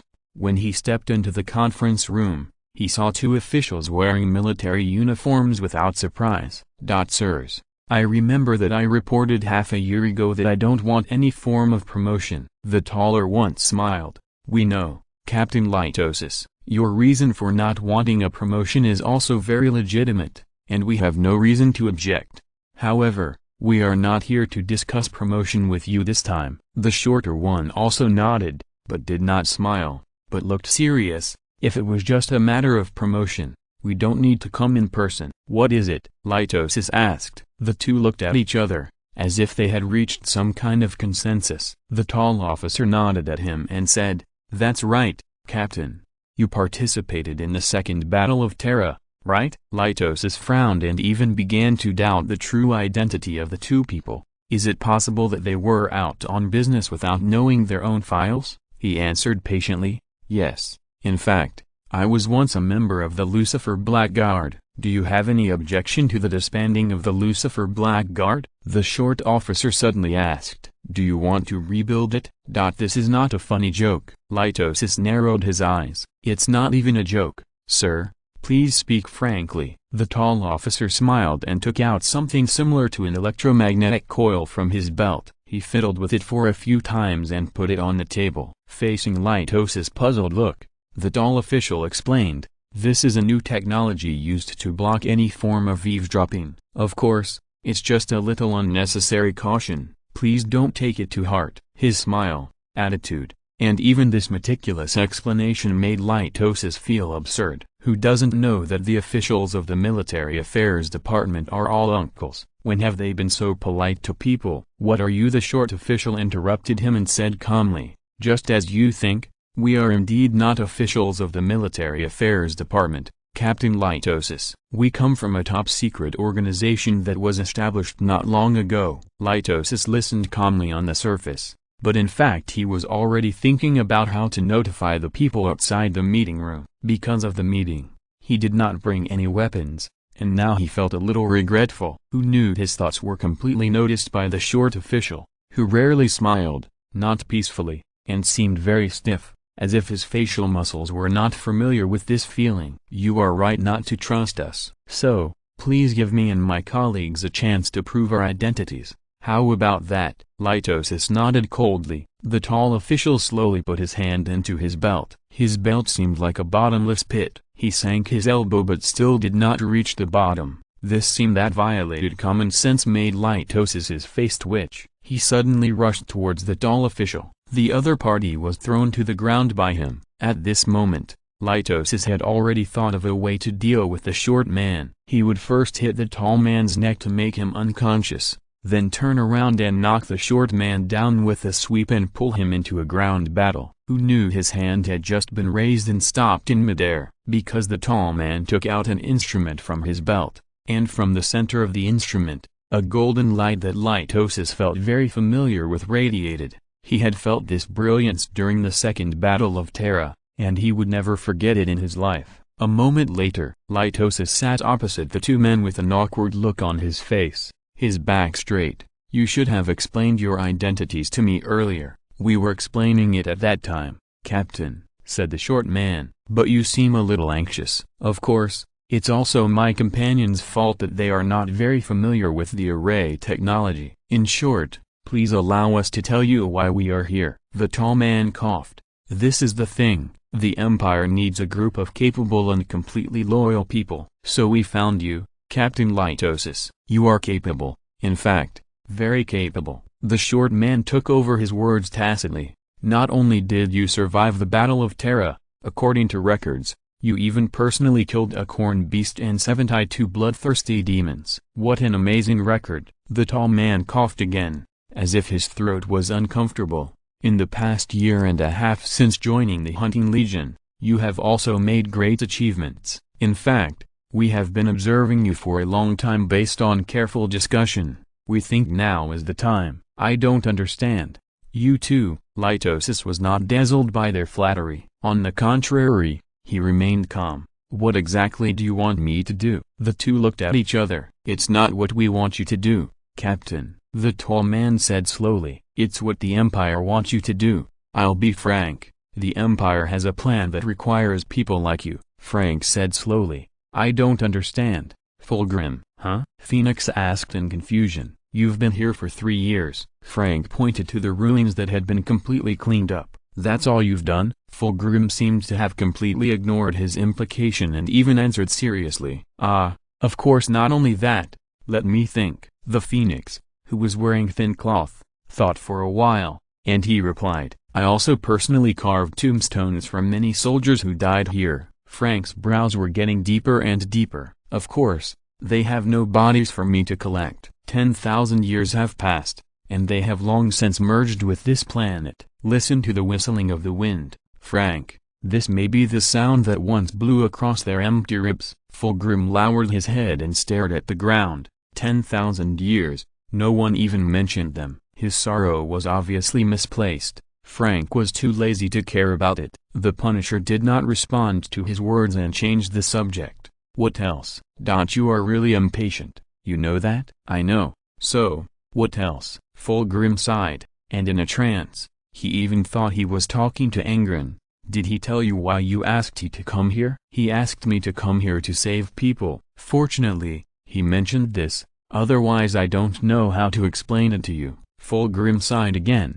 "I will try to explain it to you as soon as possible. Anyway, I guess you don't care why this phenomenon has formed here," Frank responded with an approving look. "In short, although Istvan III is a dead planet, it is different from any other planet. The betrayal that took place here was so tragic that it produced something else." "Demon?" "No, it's not.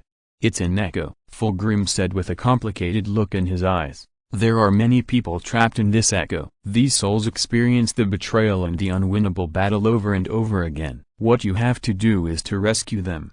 I think I need to tell you in advance that you will not kill anyone in the process. What you see are just phantoms of the past, but it's best not to take it lightly." Frank didn't say anything, just nodded. He didn't even ask why only he could enter this echo. He didn't care. Saltarvitz didn't care how long the battle lasted today. At the moment, he only cared about one thing. Gritting his teeth, he dragged a seriously injured brother back from the enemy's gun. This was the job of the pharmacist. But the pharmacist was dead. They were all dead, and many others were dead. The orbital bombardment destroyed many things, their loyalty, their faith. But there are some things that even death cannot erase, such as Saltarvitz's will. He will never give in. But some things have begun to blur, such as where he is now. He remembered that he was in Anthem City. He remembered that he warned all those who were still loyal. After that, they went underground and survived the deadly virus bomb by relying on the trenches and underground defense facilities west of Anthem City.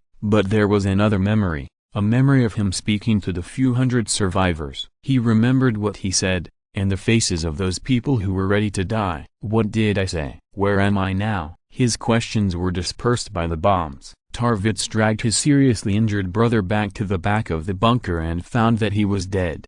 When he died, his eyes were still wide open, and his face was blurred with blood. The fatal wound was a vicious sword skill that tore half of his chest. He recognized that martial art, and a rage began to boil in his heart. What could be more ironic than being killed by someone he once regarded as a brother? Tarvitz poked his head out from behind the cover. 3 traitors were walking towards him. Their armor was blue and white, and they were obviously world eaters, but they were not the 2,000 great warriors who were still loyal and led by Captain Erlin, but a group of cowards who succumbed to their pitiful father. "Come out, Tarvitz," one of them called his name incoherently. "Come out.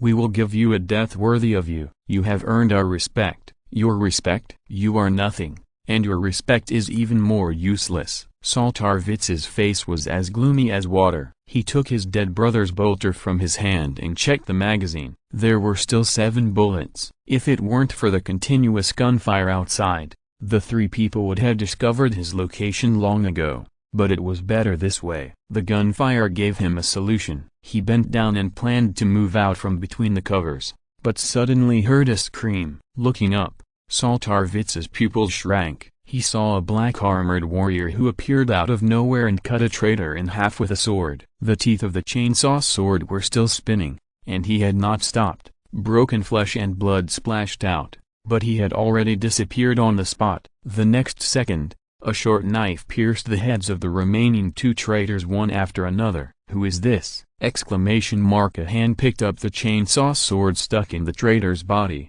and a deep voice reminiscent of ice sounded from the darkness. "Come out." If you're listening to this novel on a channel other than Fanfic World, it means they downloaded and uploaded it without effort. We cordially invite you to visit our channel, Mundo Fanfic Novelist. There you'll find the original version of this story and you can explore many other novels of various genres. We're waiting for you to immerse yourself in a world of incredible novels. Chapter 688 Echo. Who are you? Just looking at the soldier, Tarvitz felt a splitting headache. A strange feeling arose in his heart, and the strange feeling even made him frown. What type of power armor is he wearing? Why have I never seen such a model? The soldier looked at the back of the bunker he was in for a long time before saying his name, which was a completely unfamiliar name, Frank Custer. "You can also call me Punisher. Follow me." After saying this, he turned around coldly. Saul had more questions to ask, but seeing this scene,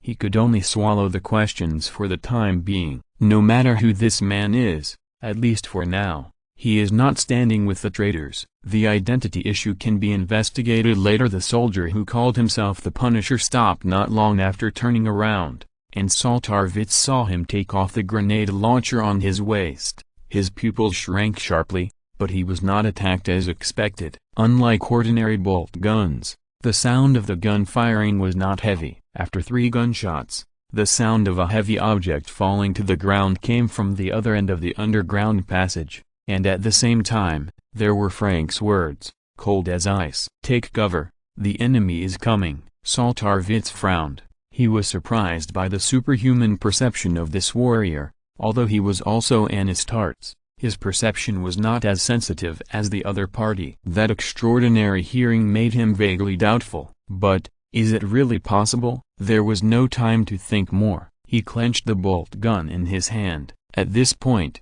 the only thing left was to fight. 7 bullets. He was confident in his accuracy.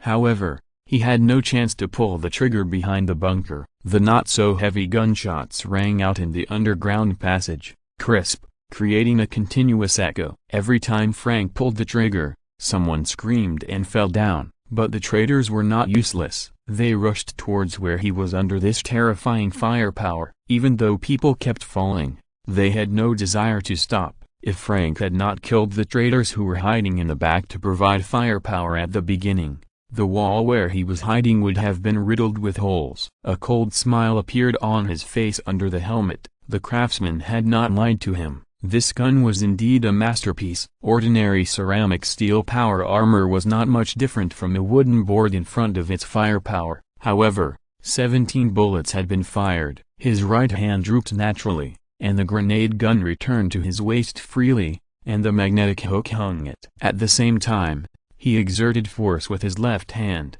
and the combat dagger was instantly unsheathed. A world eater who rushed towards him with a chainsaw axe shouted Angren's name, which made him frown unhappily. Frank was angry most of the time, and sometimes he would become even angrier. Like now, the battle dagger pierced the left helmet of the first world eater who arrived in front of him. When Frank felt the piercing of flesh, he did not even hesitate. He twisted his wrist as if instinctively, and the dagger rotated, turning the world eater's brain into a puddle of paste. He pulled out the dagger, and the opponent fell to the ground, and the body made a hollow sound. The underground passage vibrated, probably because of the bombing and artillery outside. In this seemingly endless war, Frank spoke without emotion. "Who's next?" Hearing this, the world eaters who were running towards him actually stopped in their tracks. The leader took off his helmet, revealing a devil-like face. The thick cables behind his head even changed the shape of his face,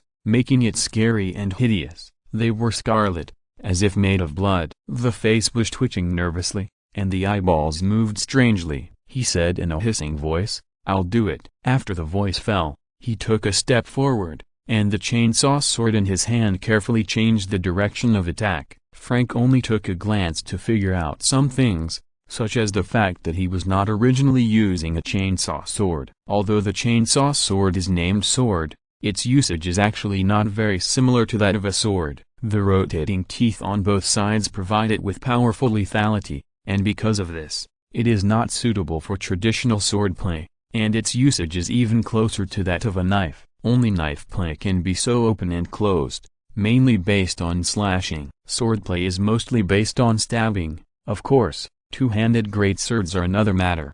"You really should have come to me with a power sword." Throwing down these words, Frank rushed forward regardless of the sudden change in the expression of the world eater. The combat dagger flashed a deadly cold light, and he closed the distance between them in an instant with absolute speed. In a cold weapon battle, long weapons often have the advantage, but if they are close, the result will be reversed instantly. For example, now, the combat dagger moved from top to bottom, so fast that it was chilling. The world eater's pupils shrank sharply. His brain had already realized the danger and wanted to react, but his body did not keep up. The price he paid was his life. The dagger cut his throat. He covered his throat in vain, uttered a sound, and fell to the ground. Frank's dagger was extended, and the sharp blade did not just cut his trachea and artery, but completely destroyed them. Next, the remaining world eaters looked at each other and surrounded Frank tacitly. This made him laugh twice with disdain. He said nothing,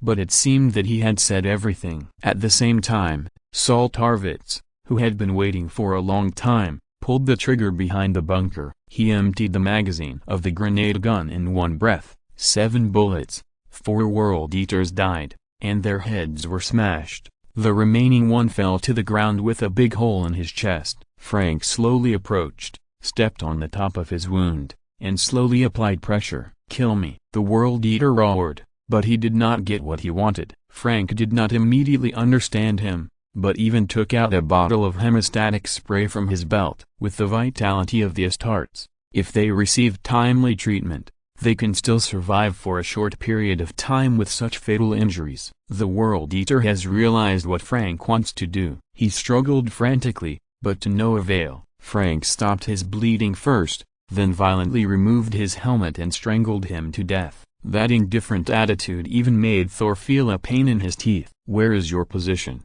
He carried the world eater and asked Thor Tarvitz. "I also need a room for interrogation. There is one more chapter, and it will be updated tomorrow." Chapter 689 Echo. It is not quite appropriate to call it a position. After all, they are not fighting a seesaw battle with the traitors outside. This is a hidden underground facility, solid and reliable. Everything is good except that there is no automated firepower. This is a transit station, used by them to transfer between the ruined city and the Temple of the Chanters. To date, they have been struggling to resist for 1.5 solar months on Istvan 3. War is everywhere, although there is no difference between day and night. But the Astartes are not gods. They are supermen, and they also need to rest. At this time, these underground passages have become a very good choice. 1 hour, 2 hours, they can always restore some physical strength. At this time, Tarvitz was sitting outside a room with a closed door, listening to the intermittent screams from inside, with a serious expression. He actually had no ill feelings towards interrogation. In war, some things are necessary to win. Interrogating prisoners is necessary. But what really made him serious was Frank Custer, the man who called himself the Punisher. What on earth was he doing in there? Why can't a world eater be in such pain? 7 minutes later, Frank, half of his body covered in blood, walked out of the room. I have already asked clearly. They are not satisfied with your tenacious resistance, because the storm caused by the bombing is about to dissipate. When it disappears completely, they will launch a general attack. He narrated without emotion, without any fluctuation in his voice. New companies, tanks and heavy armored units will be sent here to the Anthem City soon. Humphrey, a good name. Thor frowned immediately. If what Frank said was true, it could only mean one thing. Their resistance could not last too long. Although the traitors were unable to send support and ammunition to the ground due to the storm caused by the bombing, the traitors who besieged them, although they had the advantage in numbers, were still defeated by them. These days, if the traitors want to capture every street in the Anthem City, they have to pay twice as many people as them to capture it. And if the storm dissipates, it means that their advantage will disappear in an instant. This is definitely not good news, but what can he do to stop it? Wait, this man. Thor suddenly raised his head and looked at Frank, who was still wearing a helmet, and said in a hoarse voice, "You, who are you?" "No, how did you get through the storm and reach the ground?" "You finally realized this problem." Frank took off his helmet, revealing a face as rough as a rock, and his eyes were dark as water. "Tarvitz, you are dead." "What?" Frank continued to talk to himself. "Everyone is dead. Everyone here." "What are you talking about?" "I'm talking about an established fact." Tarvitz stared into the other's dark eyes, without any complicated emotions, only a kind of certainty. At the same time, the familiar headache, it came back again. "You are all dead," Frank continued, "but the sacrifice you made was worth it." Nathaniel Garrow drove a ship to escape from here and successfully brought the news of the rebellion back to Terra. Thor no longer had the heart to listen to what he was saying. The world was spinning and collapsing in front of him. He fell to the ground, and his body lost its previous strength. Only a deep weakness remained. The pain came like a tide, and thousands of images flashed before his eyes. There was the scene of him snatching a fighter plane and landing on the ground to bring news to the Loyalists at the beginning of the rebellion, and the scene of him fighting the traitors. He saw many things, and they flashed before his eyes one after another. Without stopping for a moment,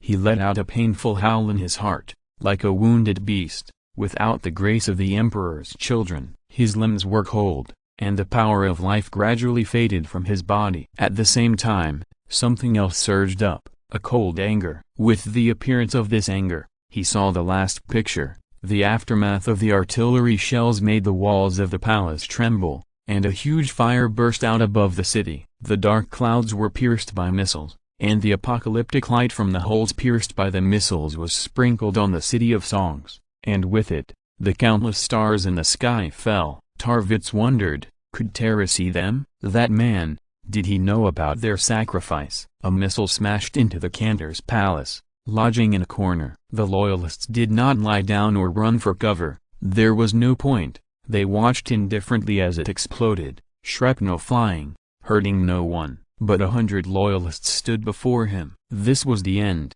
Everyone knew it, but no one said it. He looked at the familiar faces of these people. Faces he had known for the past 2 solar moons, and he knew every name by heart. They had been through endless days and nights of hard fighting, covered in mud. They were close brothers, and the war had connected them. A surge of pride surged in his heart. Tarvitz was willing to die with them. He heard himself speak. "Brothers, our names may be forgotten, our bones will turn to dust, and here they will roar with the storm. They can take our lives, take our honor, but they cannot take our will. When all is gone, our sacrifice will be immortal." His voice was firm and straight, without pauses, without building up, without high shouts. Only the determination to die bravely was contained in it. At this moment, Tarvitz, the captain of the 10th Company of the Emperor's Children, remembered everything. Real universe. Fulgrim sat on the ground, without the grace of the Primarch. He was patiently using a chisel to carve the name and life of a fallen Astartes on a piece of stone. The names of these past dead did not seem to be secrets buried in the dust of history to him. He knew, but why did he know? Bonavia secretly looked at his profile, and the scar made her vaguely dazed. Just as she was stunned by the Primarch's extraordinary charm, Fulgrim suddenly stopped. He smiled abruptly, putting down the chisel. He stood up, stretched out his hand, and a golden flame flashed, and a long sword was pulled out of the void by him. The eagle wing-shaped gauntlet flashed with cold light. He stared at his reflection on the blade, smiling as brightly as ever, but Bonavia felt that he was about to cry. Chapter 690 Colony 1. Lytosis felt that he was having difficulty breathing. He unzipped the collar of his clean uniform and walked back and forth in the conference room. His breathing became heavier each time. The news he had just heard even made it difficult for him to think smoothly. What does going to another universe for colonization mean? He could understand every word these two people said, and Low Gothic was not as obscure as High Gothic. However, when they were spoken together, Lytosis just couldn't understand it. It means exactly what it says, Captain, the tall officer said patiently. It's normal that you don't understand, but I can tell you that there is nothing false in what we say. This is a new expedition, and you are about to become our first choice, as long as you agree. The short man continued. So, what do you think? What will happen if I refuse? Your memory will be erased, including everyone on this ship who has ever known about our arrival. Any relevant traces will be erased, of course, including this sentence I am saying to you. If you refuse, you will forget it all. I can't think of a reason to refuse. Lytosis looked at them and said, I agree. When do we leave? A smile appeared on the face of the tall officer. He stood up and his figure gradually became blurred, even a little transparent, just like the sparkling water. Seeing this scene, Lytosis was shocked. Could it be that I was deceived? Although his worry and vigilance were necessary, they were not correct. The short officer raised his hand and motioned him to calm down. Don't worry, Captain Lytosis, it's just the latest teleportation technology. Otherwise, we wouldn't be able to reach your location within 3 hours. It's a long way from Terra Space Station. Teleportation technology? Terra Space Station? Wait, it only took you 3 hours to get here from Terra? That's impossible. Ah, I forgot that you've been away from Terra for 3 years. It's just a little progress in science and technology. Moreover, such technology also has a price. The short officer showed a smile mixed with longing and pride on his face. As for Terra Space Station, when you see it with your own eyes, you will understand how powerful it is. Similar things happened everywhere within the Empire. Soon, a group of absolutely loyal talents with different abilities and means were gathered. However, as the initiator of the plan, Shenyan was actually not in the Empire. He was conducting a field survey. He was still very concerned about the plan he customized himself. After all, these were completely unfamiliar universes. If he rashly sent them there without personally exploring and figuring out the general situation there, his behavior would be no different from murder. After politely communicating with the world barrier of the First World, it allowed the mage's behavior. The complex concept of colonization had no meaning for the world barrier. They existed only to prevent the ancients in the endless sea of stars from seeing the fragile world. As for colonization, this kind of thing could even be considered a benefit to them. The more people living in the world, the better it developed, the stronger they would be. The world barrier and the world itself would rise and fall together. However, when he entered this world, he raised his eyebrows in surprise. The information obtained after the mental tentacles scanned the world was really beyond his expectations. This place was not related to the world he required, a world with small conflicts but generally stable. After thinking for a while, he suddenly laughed. For the White Tower mages, this place might really be considered stable. His standards were not clear enough. However, if the worlds he traded for were all like this, he might have lost a lot. Shenyan turned his head and stared at the stars shining in the dark vacuum. He squinted his eyes. Sometimes, disasters are man-made. Gunshots rang out. John used to dislike the sound of them, But now he wanted the gunshots to be louder. He even hoped that the valley would be filled with the roar of guns and cannons. Even if he would become deaf, John didn't care. He leaned out of the bunker and pulled the trigger with anger and an emotion he couldn't explain. The recoil was perfectly controlled by him, and the muzzle of the gun was blazing with flames. 30 rounds of bullets were quickly vented. The brainless zombies who tried to climb up the hillside where he was were smashed by bullets and fell to the ground. Some had their heads smashed and died on the spot. Some dragged half of their bodies and continued to crawl towards him. Damn it! Seeing this, he cursed. While reloading, he took a deep breath and tried to calm himself down. He put the gun aside and grabbed 2 grenades from the opened grate. A few seconds later, a huge explosion sounded at the bottom of the hill. The power of grenades is usually not accurately portrayed in movies and TV shows, and there are even scenes where car doors are used to block the explosive power of grenades. But in fact, the damage of fragmentation grenades to the flesh is devastating. Even those things are not immune. They may have lost their minds and only have an endless desire for the flesh and blood of their own kind, but they are still flesh after all. John didn't understand why the world has become like this. A month and a half ago, he was an ordinary retired soldier who returned from the Vietnam War. He brought nothing back except painful memories and injuries, and was even scolded as a murderer by civilians in his own country at the airport when he returned home. He wanted to refute at the time. It was not me who wanted to join the army. It was not me who asked to be trained as a killing machine. But he chose to remain silent because he knew what he had done in Vietnam. The longer he stayed there, the more he understood what they were doing. It was not a so-called just war, but a naked invasion. But what could he do? John Rambo, a homeless man, a ghost, wandering in the American land that was caught in the anti-war fever. He didn't know what he was going to do until the world suddenly collapsed in front of him. It was late one night, and Rambo curled up in the back alley of a bar. He had been wandering for a long time and knew how to choose a decent place to spend the night. He still remembered that he was wearing a thin blanket at the time. It was October and the weather had turned cool, but fortunately he could still bear it. However, it was still very cold, so cold that his teeth were chattering. He tried his best to fall asleep. But as soon as he closed his eyes, the scene of the war appeared in front of him. Those who were killed by him, those who were killed by others. The ground was shaking, and the mud stood up with a roar, turning into a boiling furnace, engulfing all of them. The melting flesh and blood spilled on him, obscuring his vision and turning everything blood red, as terrifying as hell. He opened his eyes and trembled. But this time it wasn't because of the cold. Rambo raised his hand and wiped away the fine beads of sweat on his forehead. He unzipped his jacket, pushed aside the blanket, and leaned against the wall. The cold wind whistled past, making him even colder. Rambo knew that this would cause him to catch a cold or even have a high fever. He might even die. Who would care about a homeless person lying on the street corner? But he didn't care. He would die, just as he was giving up on himself.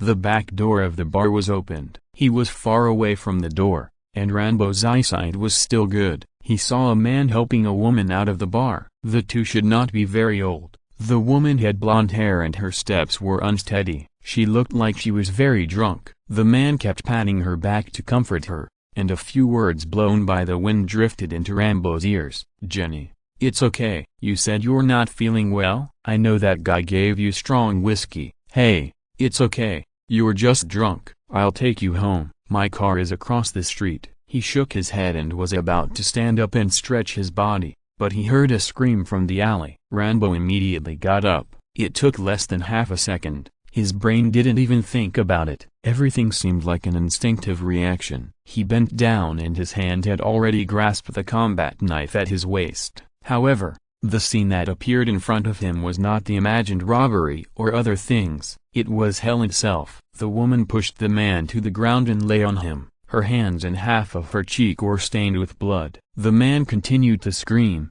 but his struggle was completely useless. The woman quickly lowered her head and bit his cheek. With a tearing sound, a piece of bloody meat was torn off. Rambo stared at the scene in a daze, and for a moment he even forgot to move. He began to be confused. Did his mental state deteriorate? Is this an illusion? What on earth is this? When he regained consciousness, The woman had been stabbed in the head with his combat knife. Her skin was pale and bloodless, as if she had lost too much blood. There was still blood and flesh around her mouth. Rambo didn't pay attention to such small details. He almost vomited. He thought he had killed someone under the influence of hallucination. Guilt suddenly surged in his heart, driving him to run to the town's police station and try to turn himself in. But the moment he stepped into the police station, he realized that he was not crazy. The whole world was crazy. The scattered bodies of the police officers were scattered all over the ground and corridors, and the creepy chewing sounds came from the sheriff's office. Rambo held a dagger tightly in his right hand and took his revolver from a dead police officer. A moment later, a gunshot rang out, and then more, and then a month and a half passed. He and a group of survivors set up a camp in this valley with resources and supplies on several military vehicles. Life was difficult. They lacked food,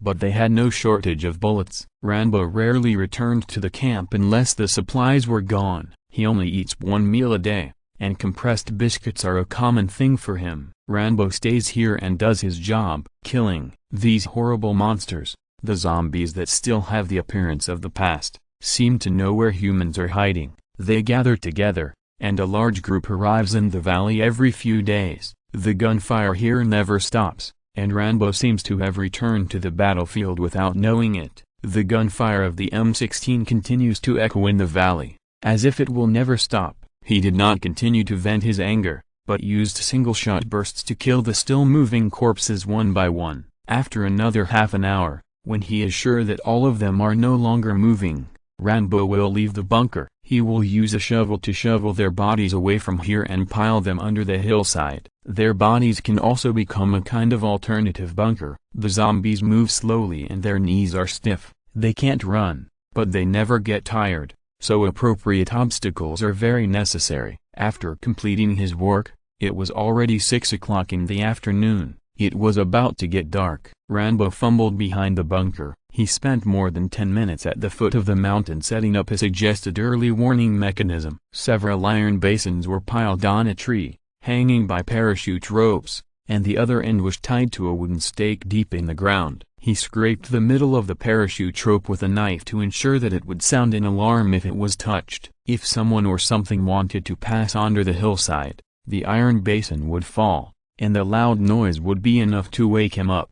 Besides, he wouldn't sleep for long. After doing all this, Rambo leaned against the bunker tiredly. There were still stains on his face, but he had no strength to clean it. Now he just wanted to fall asleep. "I beg you, God, don't let me see those horrible illusions again. I just want a peaceful sleep." "There is no God here," a voice suddenly sounded in his heart, and Rambo suddenly opened his eyes and rolled away from the spot. He was breathing heavily, holding an M16 in his hand. He looked around, and it was all dark. Disturbing bird calls were heard in the distance. The air in the valley was damp and bloody, making people uncomfortable. Rambo was about to scream. "Who is talking?" he asked tremblingly. The voice seemed to laugh, and he said to Rambo quite gently, "It doesn't matter who I am. You can't understand my form of existence and how I speak to you for the time being. It's no good for you to say this now. You just need to know that I have no ill will towards you,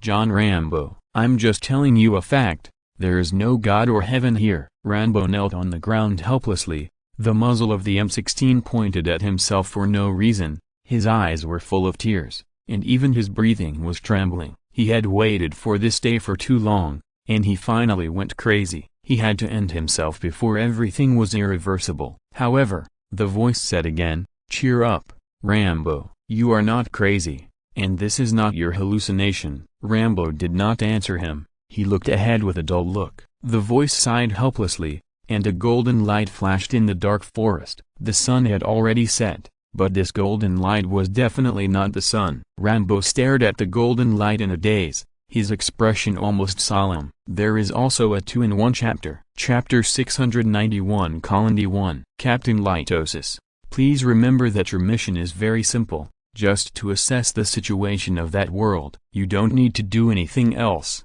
understand? In any case, you must take your own life safety as the absolute first principle. Litosis, wearing a helmet, nodded silently. He stood in a silver room, wearing the latest Astra Militarum power armor, which has not even been equipped yet. He was the first person to use it. This streamlined black armor has a simple appearance, with only the Empire's Skyhawk logo on the chest, and the rest is clean and neat. However, its functions are not less. There are 4 main modes: combat mode, which can assist soldiers and provide extremely high shooting accuracy; stealth mode, which is specially used for infiltration, can eliminate footsteps and body shapes, which is the same as invisibility, but it can still be detected by thermal energy detection. This is also one of the shortcomings of the short development time, and it will be improved later. Melee mode, you can know its function by listening to the name. When you have to enter close combat, it will strengthen the armor's defense and increase the soldier's strength. There is also the last mode, overload. At the cost of temporarily losing various auxiliary abilities, the user's physical qualities are enhanced in an instant. The mechanical priest who introduced this power armor to Litosis told him very seriously that if it is not necessary, he must not use this mode. In addition to these modes, this power armor has the ability to enhance strength, speed and reaction. And because of the built-in pattern array, it can even provide greater. You have 3 days to collect information to evaluate that world. I want to emphasize again, Captain Litosis, the Empire does not want you to be injured in any form. Everyone in the colonization plan is precious, and you are the pioneer among them. You defeated the remaining 30,000 people in the competition. This opportunity is hard won. You are the strongest among them.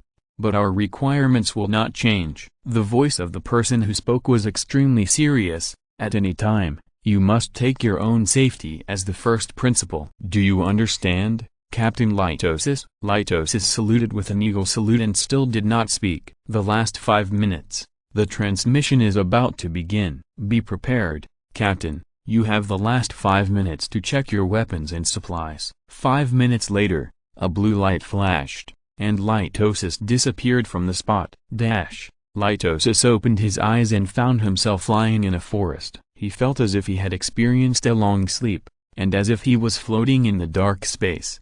However, out of an intuition, he felt that he was not alone. Someone was accompanying him in that process. Emperor bless you. Litosis stood up and clenched the Empire Renaissance R1 in his hand. The eyepiece was quickly feeding him various data of the forest, air humidity, wind direction, and weather. It also formed an enemy radar with a radius of 500 meters around Litosis. Any creature hostile to him will be captured by the array and then displayed on the radar. And now, the radar is empty. This inevitably made Litosis breathe a sigh of relief. He is not afraid of fighting, but it is better to have less trouble than more. Moreover, his mission was to assess the state of the world, so if there were natives on this world, Litosis had to try not to conflict with them. Of course, if it was an alien that looked evil at first glance, that would be another matter. He began to move forward, and the coldness of the forest did not stop him at all. According to the mapping of the power armor itself, there was a hillside ahead. He continued to move forward, but was stunned when he saw the pile of corpses below the hillside. Emperor. Above Litosis' heart was already occupied by anger. Such scenes can only appear on those planets occupied by Chaos Traders. It is their demonstration against the Empire and one of the evidences of their shameful betrayal. Only weak traders who have completely fallen into chaos will make such a blasphemous act against the report of the same human beings. However, after the initial anger passed, when he could think calmly, Litosis immediately realized that there was something wrong with the problem. Those corpses, their appearance was somewhat different from that of humans, at least not healthy humans. The skin color was terribly pale, and many bite marks could be seen on some of the still intact corpses. Some of the corpses even had broken arms and necks, and by inferring from the broken marks, the power armor quickly gave him an answer that made Litosis doubt his eyes. Those were human bite marks. Was this an evil ritual of some cult? Just as he was cautiously staying on the cliff and observing below, the pattern array built into the power armor gave him a new inference. A line of small words appeared on the eyepiece. The corpse is suspected to have supernatural powers, and samples need to be obtained for further testing. What does it mean? Chaos pollution? Litosis narrowed his eyes, and the power armor communicated with him. and the pattern array immediately gave a negative answer.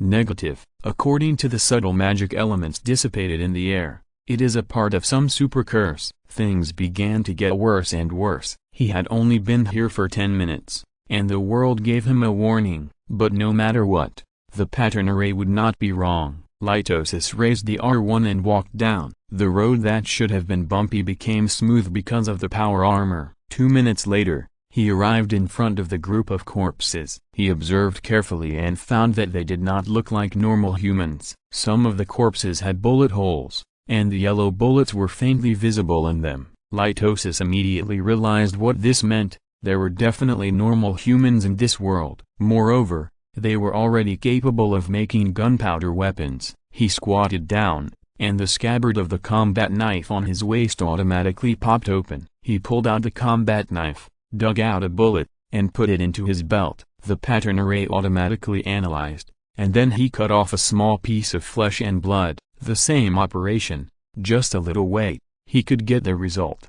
The pattern array's analysis was very fast and extremely accurate. Although Litosis didn't know why the pattern array was described as almost omniscient, he didn't care much. Just explain it as the power of the Emperor. Well, I don't know what the Emperor himself would think if he knew these words that proved his power in the development of science and technology. He stood up, and with a thought, the eyepiece switched to the display mode. Lines of footprints began to appear in front of him. One of the footprints was marked in bright red by the array computing core. Litosis carefully observed the line of footprints and found that it extended all the way to the top of the hillside. He raised his leg and wanted to walk up, but he stopped just as he started to take a step.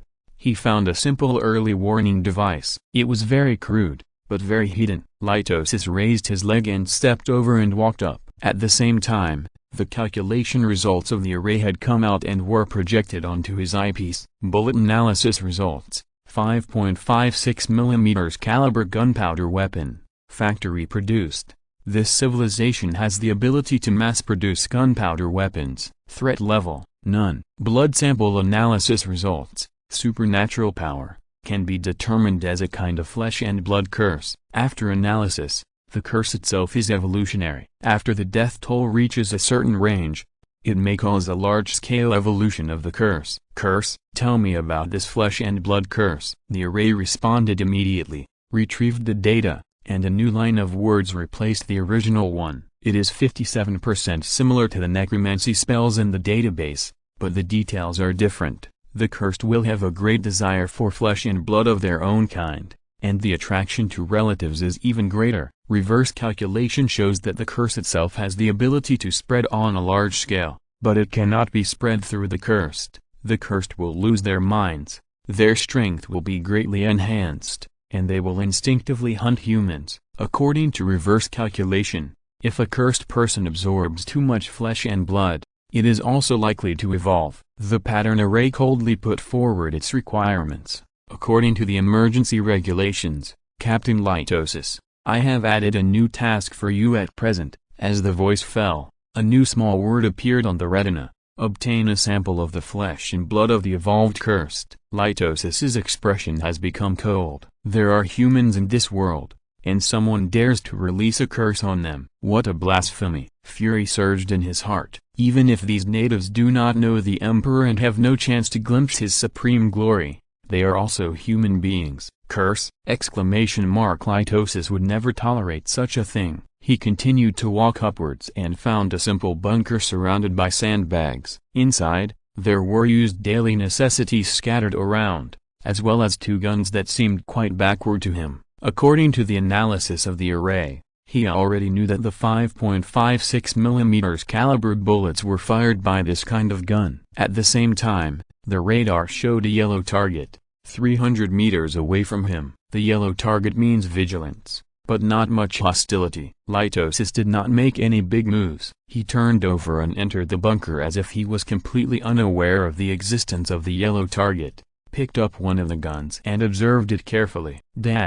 Rambo did not tell anyone what happened that night. He still stubbornly believed that he was crazy, even though he felt the fatherly warmth he had never felt before from the golden light. Even though the golden light had healed his hidden injuries left by the battle, it was still the same. It is quite difficult for a person to accept something that he had never understood before. This kind of thing is called reshaping the worldview. Rambo is a very stubborn person. He actually knows that something is wrong, but he is unwilling to admit it. Fortunately, after that night, the voice never appeared again. It just left a sentence: "My people will arrive here soon to help you." At this moment, Rambo was standing 300 meters away from the bunker, using the telescope hanging on his neck to observe the strange figure standing in his bunker. He originally went to the camp to get daily necessities, but he didn't expect to encounter such a thing as soon as he came back. What exactly is that kind of armor? Is it a secret research project of the government? Then why didn't they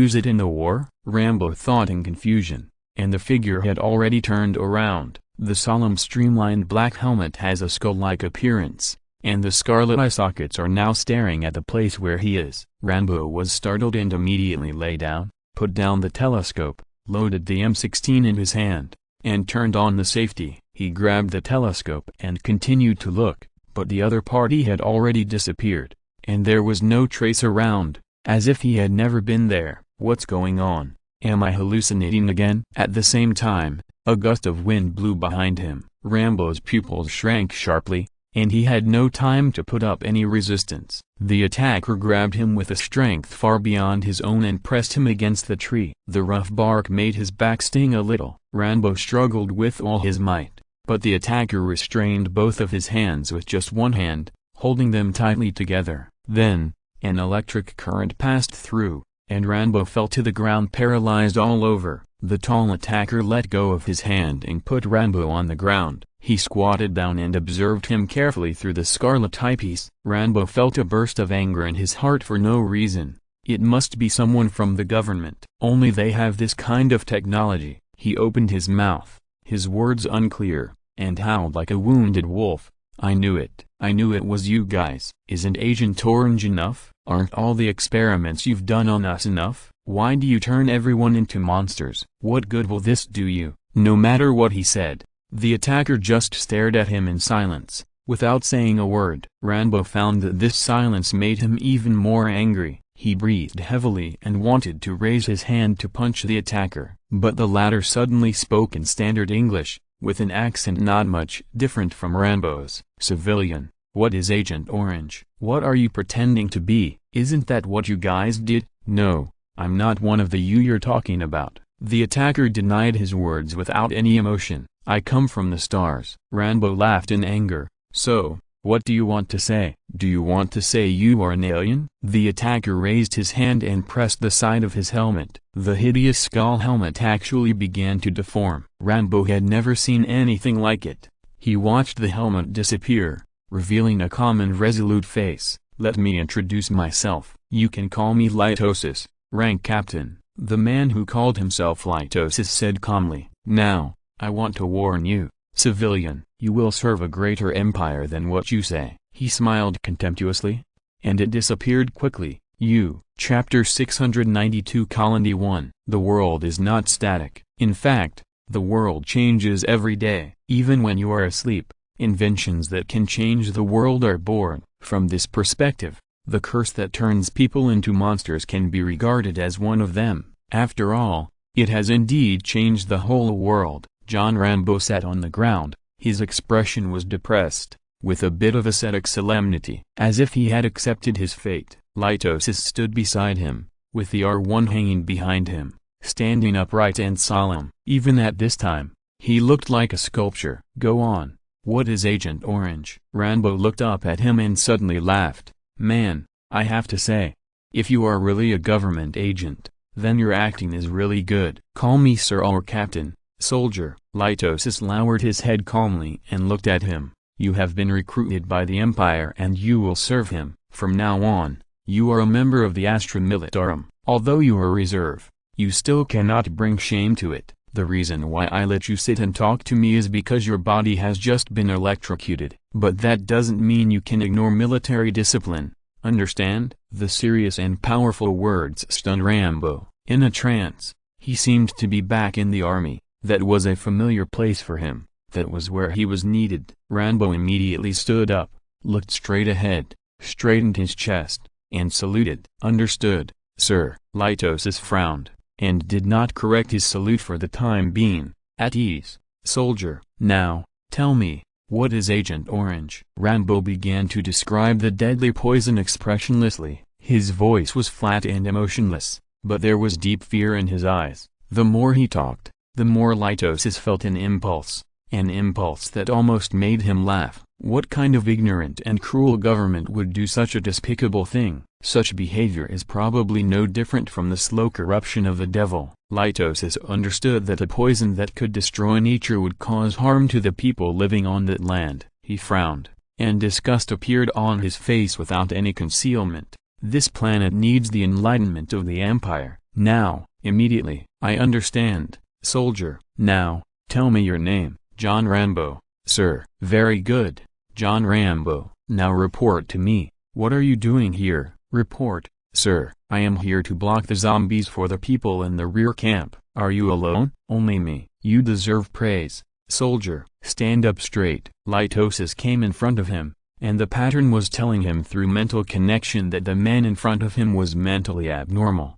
Judging from the calluses on his hands and the traces left on the hillside, he was most likely a retired veteran. People who have experienced war will be more or less mentally handicapped. Litosis understands this, and he wants to use this. For Litosis, it is not shameful to admit this. He doesn't even think it is shameful. What's shameful about finding a spiritual sustenance for a mentally handicapped person? Listen, soldier, I am not sent by the stupid government you mentioned. I am not the alien you imagined. I am human like you, but I come from among the stars. Believe it or not, there is a huge empire among the stars. Litosis raised his hand and pointed to the sky. I am from there. We fight for countless people there. We are born, we are trained, and we die in battle, and our fight is to protect more people from disasters. Our fight is meaningful, and we are needed. Now, John Rambo, I formally invite you to join us. Are you willing to fight for the welfare and future of all mankind for your whole life, even at the cost of your life? Rambo agreed, of course. How could he refuse? Being needed, this is what he has always longed for. After wandering until now, he finally understood this. In the barracks, he can drive a jeep, and he is an elite special soldier, but when he returns to society, he is always looked down upon. Not to mention driving, he can't even find a job to clean cars, and he can't even get fair treatment. Sometimes he would be kicked out when he wanted to go into a restaurant to have a hot meal, just because he was wearing a jacket like the one soldiers wore. Some people would even insult him on the street because of this jacket, calling him a murderer. But what could he do? He didn't ask to join the army, nor did he ask to be trained as a killing machine. What's more, fighting for all mankind is a much better reason than fighting for the fucking US government. He has seen through it. They didn't enlist in the army as the politicians said, to protect America and her people. No, number. It's not like that at all. The politicians have hidden a few more words in their hearts. The complete sentence should be like this. They were deceived and enlisted in the army to protect the politicians and the rich America and their money. Civilians are meaningless to these bastards. Since the Agent Orange incident, Rambo understood everything. Now, he was describing this damn infectious disease in detail to his superiors. Rambo felt from the bottom of his heart that this was another damn thing made by the government laboratory, so his words were quite fierce. 1.5 months, sir. The army and police seemed to have died out. These slow-moving zombies were obviously very easy to deal with. The M16 could kill them easily, but 1.5 months have passed, and I have only seen military support twice. First the water was cut off, and then the power was cut off. I led them to this valley, but the zombies still found us. I thought they found us by sight or hearing, but even if they hid behind the door and didn't make any sound, they could know where we are. This is definitely the masterpiece of those damn politicians. They were not satisfied with Agent Orange, so they came up with something even more terrifying. Now we are all suffering with them. Watch your words, soldier. As a soldier of the Empire, you must always maintain your image. Of course, if it is really as you said, then they deserve to be scolded. So, this time I won't pursue your little language problem. Litosis's English is becoming more and more fluent. The array allowed him to learn a new language without a teacher in half an hour. He said, That's the end of the questioning. Soldier, take your weapons. There is a group of zombies coming and we need to deal with them. Yes, sir. Chapter 693 Colony 1. Rambo had seen many inhumane guys on the battlefield. Those people, those things would pull the trigger on any living creature that appeared in their field of vision. And sometimes the target was even a friendly army. Some of them were not born this way, but were shaped by acquired factors. But some were born bad, and they lost their humanity more and more in the step-by-step degeneration, becoming demons in human skin. They were fearless because they had no emotions. They were not afraid of life and death because they longed for death. These people were no longer human. They were living guns. They were extremely cruel, and the officer he had just sworn allegiance to, Litosis, was even more cruel than those inhumane guys. Rambo could not describe how he looked when he was fighting, so he could only use this slightly derogatory word to call him. He didn't understand. How could someone kill so efficiently? Litosis pulled the trigger, and a dozen zombies fell down. Some lost their heads on the spot, while others had their entire upper bodies smashed, fell to the ground, and broke into two halves. He kept shooting without changing the magazine, and even the bullets were invisible. He did not hesitate or retreat. Rambo followed him on the side, intending to act as a flank fireman, but found that he had very few opportunities to shoot. Litosis completed his work alone, with an outrageous efficiency. They pushed forward, and pushed forward, like a steamroller, crushing all the zombies. They all turned into inanimate objects. Mission accomplished.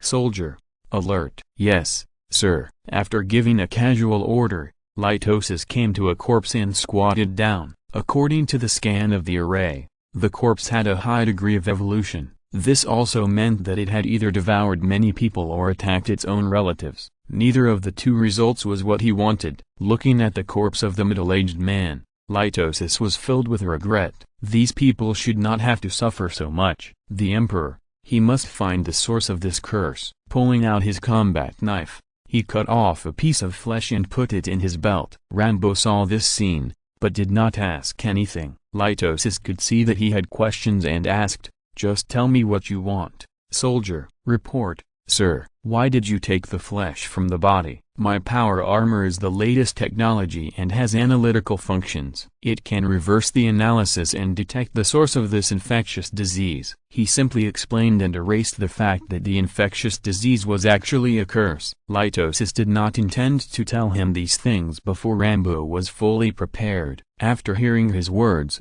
Rambo's eyes lit up. Sir, do you have a solution to this infectious disease? Don't be happy too soon. Soldier, even if I have a solution, it is impossible to develop an antidote with my power armor alone. That is the job of scientists. They have to make the antidote in the laboratory. My job is to collect enough experimental data for them. In addition, I will return in 2.5 days, and you need to be prepared. When I am away, you must protect the civilians in the camp. Make sure to complete the mission, sir. But, return? I don't understand, sir. Litosis pointed to the sky. Do you understand now? Don't worry, I will be back with a legion soon. All problems will be solved, and you will become citizens of the Empire. Rambo looked at him and blinked. With his knowledge, he really couldn't think of how this commander would return. But for some reason, he firmly believed that the other party did not lie to him. A blue light flashed,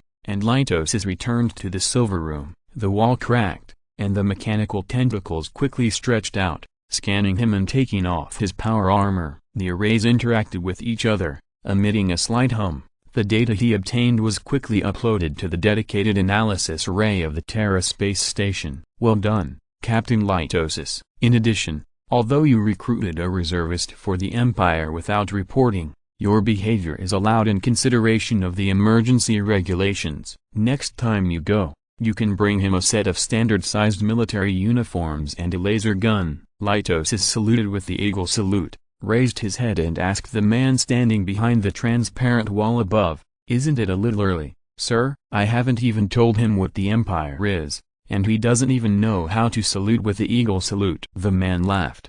Don't worry about it. An adult has already vouched for him. Ah, you may have the honor of seeing him soon. They didn't talk about this for too long, and Litosis's superior soon became serious. "Captain, according to the information you brought back, it is a highly contagious curse, but it will not take effect on people who are not infected. Then how does this curse spread? Could it be that it will actively select people?" "I don't know, sir, but all of the zombies infected with the curse have not shown any contagiousness. They have no assimilation ability to the survivors. This is obviously quite abnormal." "What is their combat effectiveness?" "The information shows that their movement speed is even lower than when they were alive, and they have even lost the ability to run." "What can this so-called curse evolve into? A monster that can't walk but has infinite power? What's the difference between that and a living target?" "Sir, although they can't run, these zombies have shown an abnormal tracking ability for humans. Array analysis shows that it seems to be a supernatural power." The commander shook his head.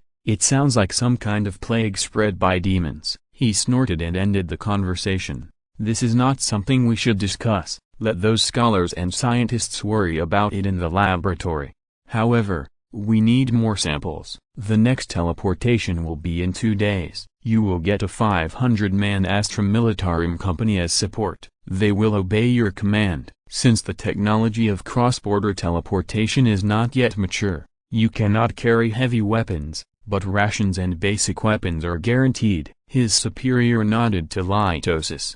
"Go and rest, Captain. You don't have much time to rest. The Empire needs you to be healthy." "Yes, sir." Litosis dragged his body away. The power armor puts a heavy load on the body. Although it doesn't feel when wearing it, it is very obvious when taking it off. This is also one of the disadvantages of the first generation of power armor. Litosis only felt that he hadn't closed his eyes for at least 5 days. What he wants most now is to have a good sleep. "I will add more chapters tomorrow as appropriate. If the quarantine ends in the afternoon, I won't add more chapters. I have to rush to the detention center. If I have to stay for another night, I will continue to add more chapters." "Damn it, I have to buy a notebook after this shift. Typing on the phone is too painful." Chapter 694 Colony 1. Rambo was awakened. He was actually used to being awakened. In the past, nightmares always woke him up from his sleep. It was not easy for him to fall asleep. It often took several hours of hard work to sleep for half an hour. The mental pressure tortured him more than the physical pain. But tonight was not like that. Tonight, he was awakened by the early warning device that he had never thought about since the installation. The iron basin fell to the ground with a loud noise. Clank, clank, like a machine that was about to be damaged, gasping for air. Rambo stood up silently, holding the M16 in his hand, turned on the safety, and leaned out of the bunker to aim. One thing that must be admitted is that the moon tonight is not very bright. At night, if there is no suitable scope, the power of the gun will be reduced by several levels. After all, if you can't even aim, how can you kill the enemy? He held his breath and looked down the hillside. There were dozens of swaying shadows in the forest. He didn't see them clearly, but he broke out in a cold sweat. Nightmare scenes lead to nightmare behaviors. Without hesitation, Rambo climbed over the bunker with a gun. He quickly approached the first shadow, and the distance between them was only 3 meters. Rambo could smell the damn rotten smell. He raised the muzzle of the gun silently and pulled the trigger. The sudden gunshot was much louder than the sound of the iron basin falling to the ground before, which alarmed many animals that came out to hunt at night. Several owls flew over their heads, making shrill cries. Rambo didn't stop and continued to walk towards the next target. His tactics were risky. No, it couldn't even be called a tactic. If any bastard instructor dared to tell his students to walk up to the enemy's face before shooting, he would definitely be shot. This was not any tactic Rambo learned on the battlefield. His behavior was just to ensure his killing efficiency. You can't gamble on luck. If you shoot rashly, you will only waste bullets. Under the night sky, there was no guarantee of a hit rate.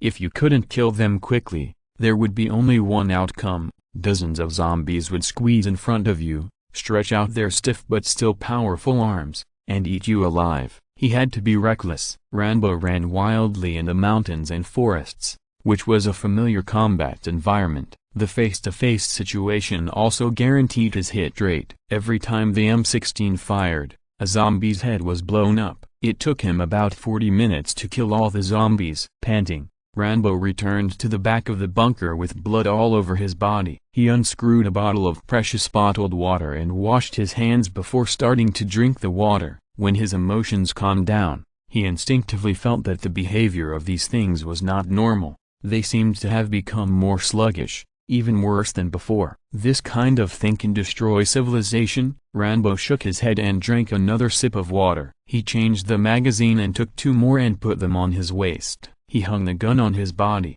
turned around and picked up the shovel to shovel the corpse. Although he didn't think he could fall asleep tonight, he didn't like breathing the air full of blood. After a deep and peaceful sleep, Litosis woke up from his sleep. He slept too well, so well that he didn't like the feeling very much. In this case, it would take more time for the body to wake up. After putting on the uniform, he asked, "Any news for me?" The array in the room immediately answered him, "No news, Captain. You can move freely today." Free movement? What can he do? Litosis shook his head and buttoned his cuffs. "Send me the training ground closest to me in the Terra Space Station." The Terra Space Station is a huge place with everything inside. No, maybe it should be called everything. According to rumors, some people have even seen casinos here. I don't know which bastard is so bold as to open a casino on the Terra Space Station. Please wait, Captain. The retrieval is successful. Do you need to go immediately? According to the data, it is not suitable to exercise on an empty stomach in the morning. Of course I won't go now. Litosis was laughed at. The array was good in every way, except that it was rather rigid. After a simple meal, he set out on the road to the training ground. Although this place was called a training ground, in fact, it was not the kind of place that people imagined was a mixture of a gym and a shooting range. It was a simulated battlefield that trained the soldiers' combat skills. Due to the high degree of simulation, many people were even immersed in it and could not extricate themselves. When he opened his eyes again, a scene of dilapidated ruins appeared in front of Litosis. At the same time, a light curtain unfolded in front of him. Simulation scenario. The last person. Identity. An ordinary Astra Militarum. Mission description. You are a member of the 781st Astra Militarum Regiment. Your troops have suffered a major blow in a rebellious hive world. The traitors destroyed your ship with hidden heavy firepower, and most of the soldiers who first landed on the ground were easily killed by them. Now, you are the last person. You are lucky but unfortunate to fall into the lower hive in the explosion, unscathed. What you have to face are more than 30,000 rebels armed with deadly weapons. They are hidden in the hive, and your mission is to fight for the Emperor. After reading the last line of words, the light curtain dissipated in front of his eyes. Litosis examined the light gun in his hand with an expressionless face. It was an M36 Carteril. It is usually equipped to Cadian commandos. It seems that he is a Cadian in this simulation. Litosis took a deep breath of the fetid air in the lower layer of the hive and began to move forward. When he selected the difficulty of the simulation scenario,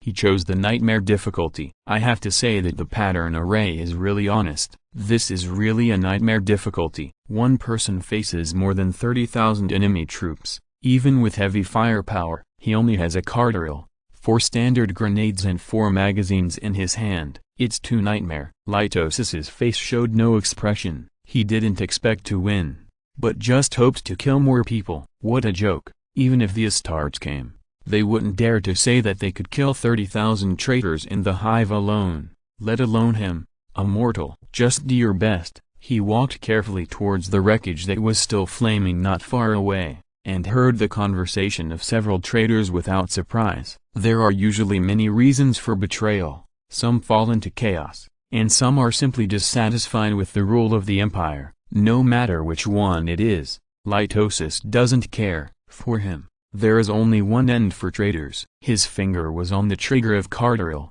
and several figures who were talking appeared in front of him. There were several dead people lying at their feet, and they also seemed to be from the 781st Regiment. Carteril's deep but sharp voice suddenly sounded, and several rebels were shot in the head before they could react. The power of the light gun is amazing when facing flesh and blood. The vaporized flesh and blood made the wounds not even bleed. As long as they are not facing some living ghosts, light guns can always play their due role. Litosis did not show his head directly, but bent over and quickly moved from the bunker. He carefully circled the ruins twice, and after making sure that there were no enemies nearby, he returned to the dead traders. He took away the grenades and ammunition on their bodies, and took an M35, commonly known as the Galaxy-style light gun, on his back, and left here without any nostalgia.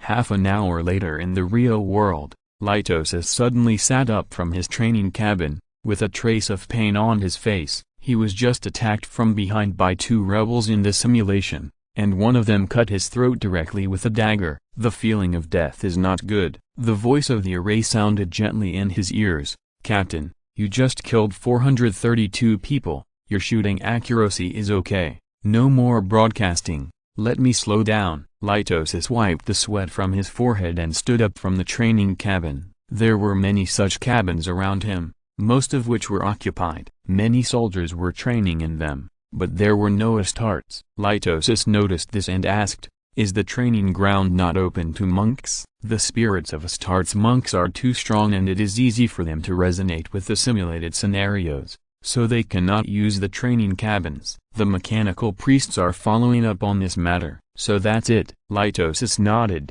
stood up and planned to leave. When there was no mission, he didn't know what to do, and life was usually very boring. But the array didn't let him get bored for too long. Breaking news. Captain, please go to the transmission room immediately. I understand. 15 minutes later, he arrived at the transmission room. His superior had been waiting behind the transparent wall above for a long time, with his hands behind his back. Lytosis didn't know his name, but he didn't care. Seeing him coming, the superior nodded at him. Captain, I have some bad news to tell you. What? The samples you brought back have evolved. The superior's expression was extremely serious. After absorbing about 3 people's nutrients, they have the ability to make the host go berserk. Berserk? Let the pattern array explain it to you. The superior rubbed his brow tiredly. He didn't sleep last night. He was so busy submitting information and various matters that he couldn't enjoy a rest. The array quickly took over his work.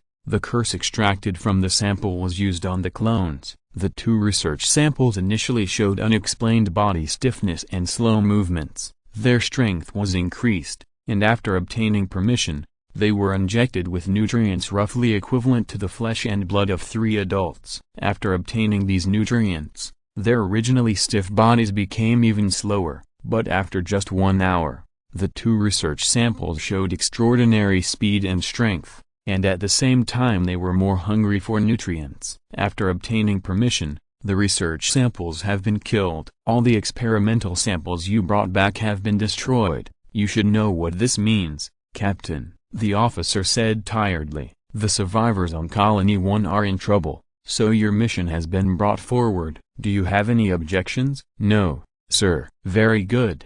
A 2,000 man force is on the way. Get ready, Captain. Yes, sir. Rambo threw a grenade, and the explosion sounded 2 seconds later. The fierce fire dispelled some of the night haze, and also blew the 2 zombies to pieces. He did not stop, but immediately began to pull the trigger, and the M16 began to spit out flames. With the help of the burning trees, he was finally able to aim smoothly. But there was still a problem. Those zombies, for some reason, they all ran very fast. This batch of zombies came in the second half of the night. As soon as they arrived, Rambo noticed something was wrong. They were too fast to be zombies, or even human. Not to mention aiming, it was very difficult to keep up with them with the naked eye. If Rambo was not very familiar with this terrain and had not laid many traps in it, he would probably have been caught and eaten by them. Even so, he had a hard time fighting. These damn bastards were really too fast. He couldn't understand why a group of dead people were so fast, and why could they be so fast. This was not in line with common sense. But he thought that the resurrection of the dead and eating people everywhere was already very unreasonable.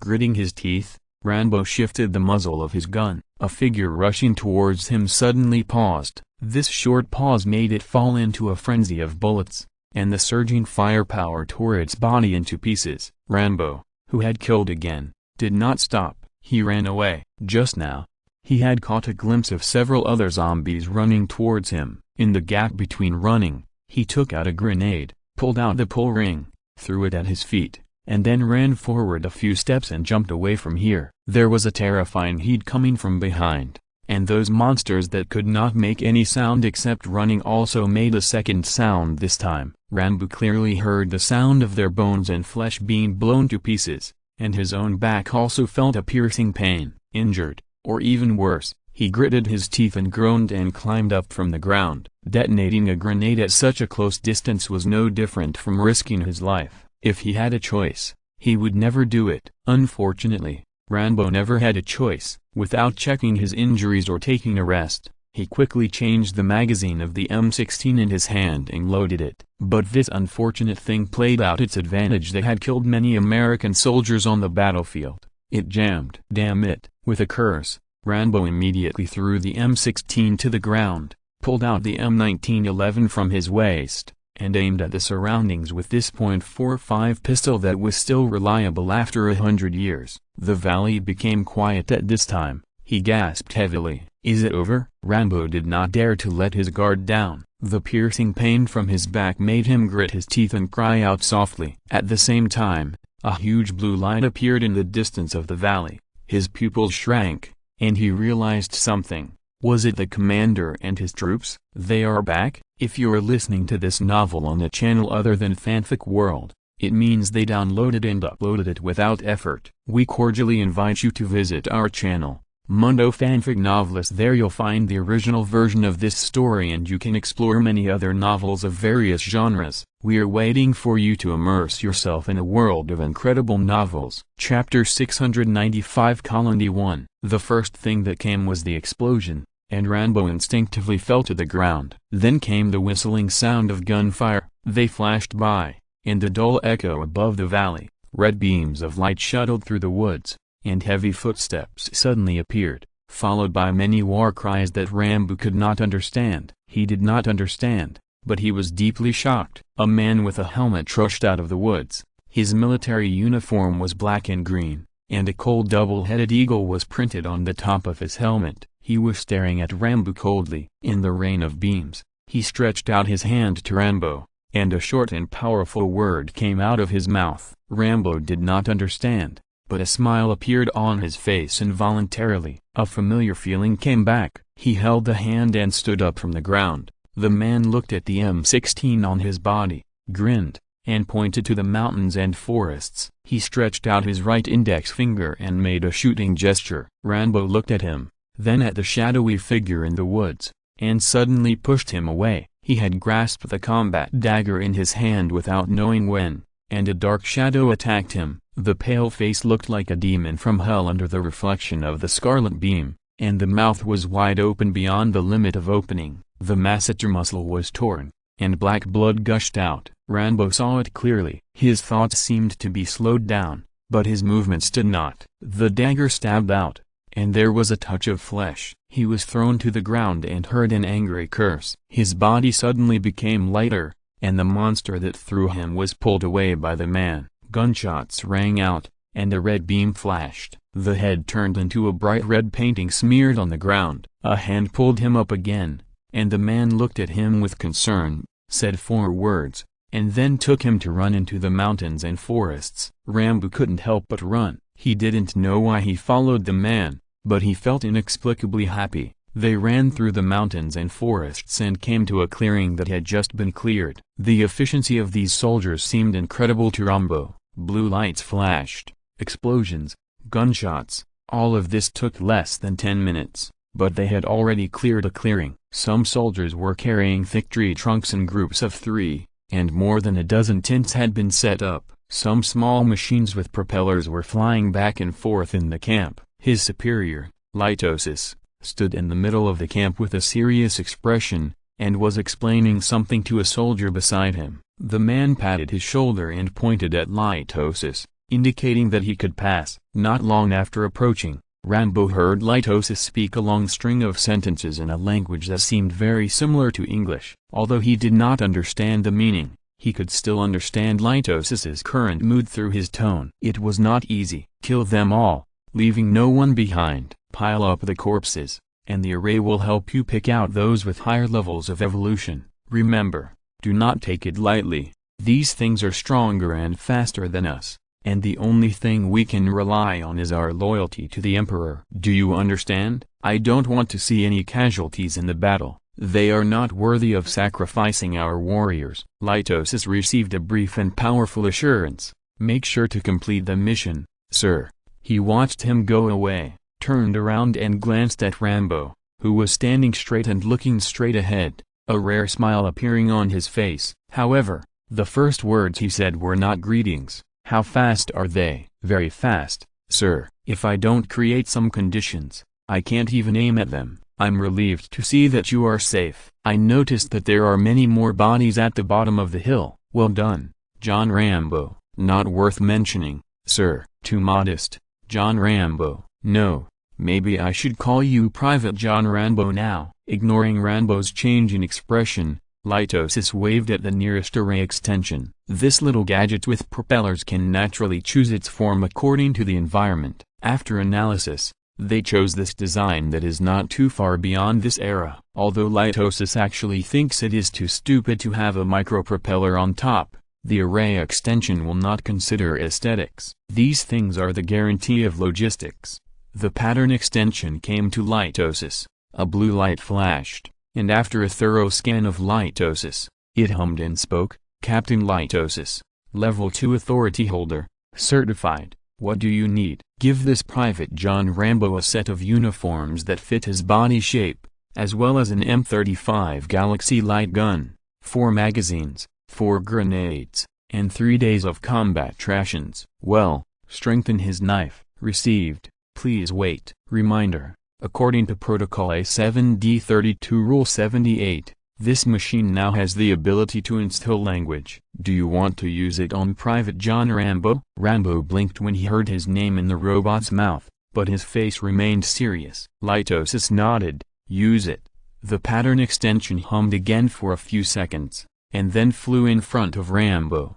When he spoke again, the language had become standard English, even with a bit of a Southern American accent. Private John Rambo, please come forward. Rambo looked at the strange-looking robot in confusion, but the silver-white shell of the other party did not make him feel any bad. Litosis should be thankful that he brought a pattern extension instead of a servo or a servo skull. Rambo did as he was told. He walked forward, and the pattern extension began to buzz again. A mechanical tentacle stretched out from the shell, which surprised Rambo. He didn't expect that this little thing could accommodate such a large mechanical arm. But before he finished his sigh, the tentacle touched his neck like lightning, and then a tingling pain came. He suddenly felt a dizzy feeling in his brain. When the feeling disappeared, Rambo spoke standard low Gothic without any instruction. Of course, it was not a good word. As he spoke, he was confused about it, and the confusion on his face made Litosis beside him laugh. Okay,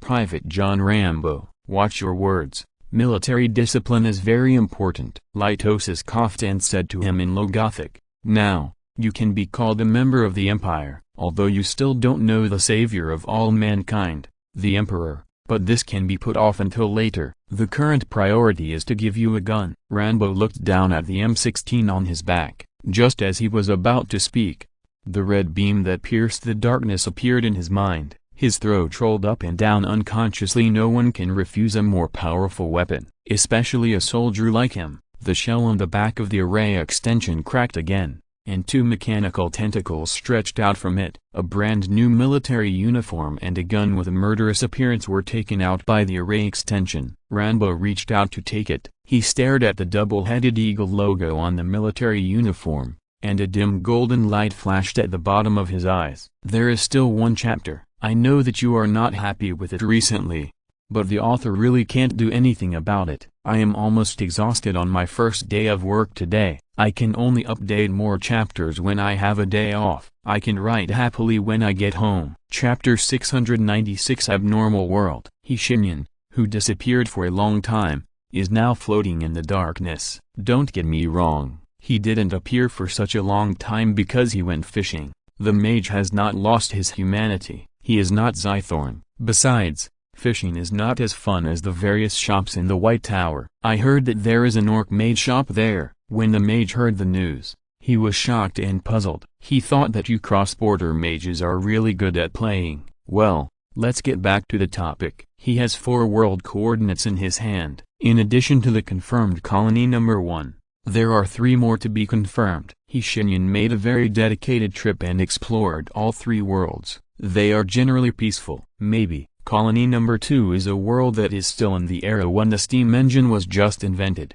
There were some minor problems in the historical process of this world, which led to the unprecedented prosperity of the British Empire. When he first arrived here, it was dark, and Shenyan thought he had come to the old Gotham. The eerie spires and strange lights made the atmosphere particularly strange. In this world, humans no longer had major wars. The entire world was ruled by a world that was supposed to be in decline, but a new supernatural force was rising within it. The distant werewolves, vampires, ghosts, even witches and legendary angels and demons. All kinds of monsters and demons returned from ancient legends, and there was only one way to defeat them. To kill a demon, you first need to transform into a demon. It was a familiar script, and the wizard always felt that he had seen this plot somewhere. His eyes twitched with a strong sense of déjà vu, and he did not plan to send anyone to this place for the time being. Not to mention what happened to the angels and demons. Why ghosts exist is enough for him to study for a while. A complete world should have a complete soul operation mechanism. It can be reincarnation, or it can be sealed in the body and wait for natural dissipation to become power to feed back to the world itself. However, the generation of ghosts is not so-called natural. Before he understands this world will not be listed as an option for the time being. Compared to the dangerous Colony 2, Colony 3 has a more beautiful surface.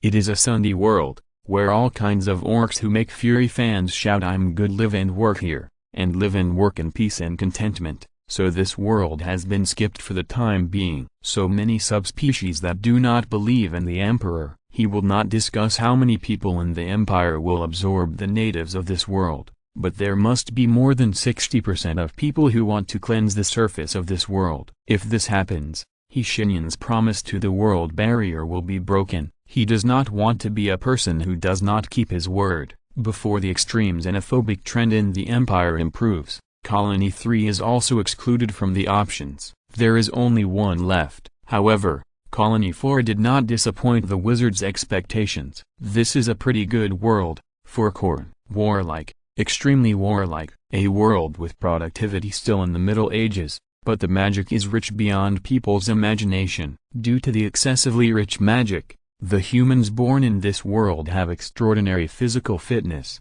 even reaching 3 times that of a standard Astra Militarum soldier. The words comprehensively surpassing are quite terrifying. It is not just about surpassing in strength and speed. Endurance, recovery, and even intelligence will be superior. All these things added together will result in supermen. You know, most of the soldiers of the Astra Militarum come from superior conscription worlds. But the people of this medieval world have such qualities. Shenyan decided to conceal its existence from Angren for a while. Otherwise the latter would probably be furious. What a good Astartes reserve. And they are extremely warlike, and the countries are constantly fighting each other. The war has been burning for more than 300 years. Against this background, this group of natives whose physical fitness far exceeds that of the Astra Militarum have forced their lifespans to an average of 40 years. When reading the history of this world handed over by the world barrier, Shenyan showed an indescribable expression when he saw this paragraph. There are reasons why their lifespans are so short. One of them is their extreme warlike nature. The spirit of bravery and fighting has been circulating among them since childhood. Even among the nobles, the competition is not about whose family background is better, but whose muscles are stronger and whose swordsmanship is more ruthless. This is quite rare. From this perspective, you can even say that the people in this world are simple and honest. They are so simple that they only care about fighting. The people in this world attach great importance to honor in battle. If a person names and asks for a proof of honor with the general of the other side on the battlefield, then the general has no right to refuse. In fact, no one will refuse. Being able to be a general does not depend on the ability to lead troops, but on defeating everyone. Such people are born with a sense of pride. and the education they have received since childhood will not let them refuse challenges from others, which makes the war between them a little strange. In addition to collective charges and foot battles, there are strange one-on-ones. Putting aside the above, Shenyan discovered an extremely unreasonable phenomenon. In this world with extremely rich magic, there is no profession of spellcasters. They don't even have gods to believe in. This is not right, although the wizard is reluctant to admit it.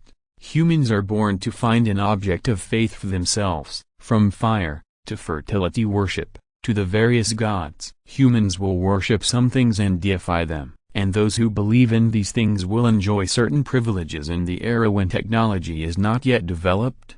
They may be priests, clergy, or druids. In a world with rich magic power, these people will really master extraordinary power because of their faith. After that, their faith will become more firm, thus feeding back their supernatural power. Many indigenous gods were born in this way. And in colony number 4, let alone gods, even spellcasters can be seen. The outrageous degree of this matter is comparable to the emperor personally giving his son a bowl of noodles one day. Shenyan, who was thinking hard, frowned and left this world and came to the White Tower Council. Some of the things he bought through the intranet have arrived. At this time, he didn't know that a discussion about him was rapidly unfolding on the forum section of the council, and it quickly affected many people he had met before. If he knew, Shenyan would never choose to come back. Chapter 697 A miracle happens. How many people have seen him? A user named SuperMinotaur12726 asked in a post on the White Tower Council's internal forum. He did not mention any names, but simply mentioned him. But many people began to reply to this post as if they were playing a puzzle. However, in just 20 minutes, the number of replies to this post increased to more than 700. A user with a distinguished 2-character ID named Elf replied, "I have seen him once, but only that time. I haven't seen him for a long time. I heard that he has been hanging around the door of the massage parlor recently." Below, a user named No Wings, Not Succubus said to her in a provocative tone, "Of course, our succubus charm is much greater than your elves." The user named Elf did not answer her, but this floor inevitably deviated the direction of the discussion to another level. For example, in addition to charm, what else do succubi have greater than elves? This topic quickly stirred up a huge uproar. Proponents, opponents, succubi, elves, and even cross-border mages whose race was skeletons were expressing their opinions below. It was a scene of chaos. Let's focus on other places. There is no need to describe these insignificant details. Many people replied below, saying that they had seen him. Then, the Super Minotaur posted another message and sent it to all the mages currently in the White Tower at the cost of 50 magic crystal cores.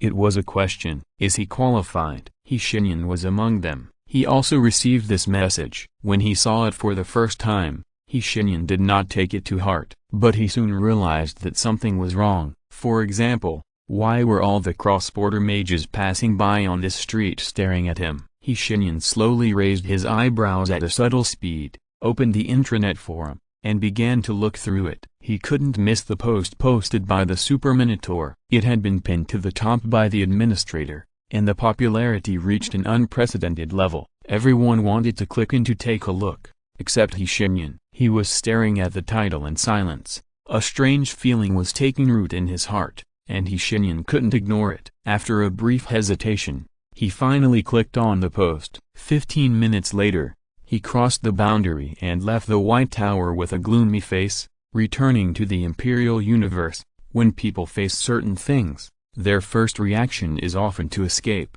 rather than to face the danger. For him, this kind of thing can be considered a kind of danger. If you have to use a word to describe Angren's current expression, it will probably take a lot of time. At least you have to look through a dozen dictionaries to choose a word to perfectly describe his expression at this moment, which is a mixture of many emotions. It can be called a roller coaster of human emotions. He vividly showed the diversity of human beings in just half a minute. From positive emotions to negative emotions, there are endless, but it is definitely complicated enough. Sanguinius on the side was so excited that he even wanted him to do it a few more times, but Angren was not a fool. He naturally noticed the undisguised gaze of Sanguinius. The Lord of Red Sand slowly turned his head and stared at Sanguinius in silence. The Archangel smiled awkwardly. "Any questions, Angren?" "I have a lot of questions. In fact, I have 10,000 questions I want to ask," Angren said gloomily. "For example, why didn't he come to me first when he came back, but went to meet that idiot who can do nothing but kill people?" Frank,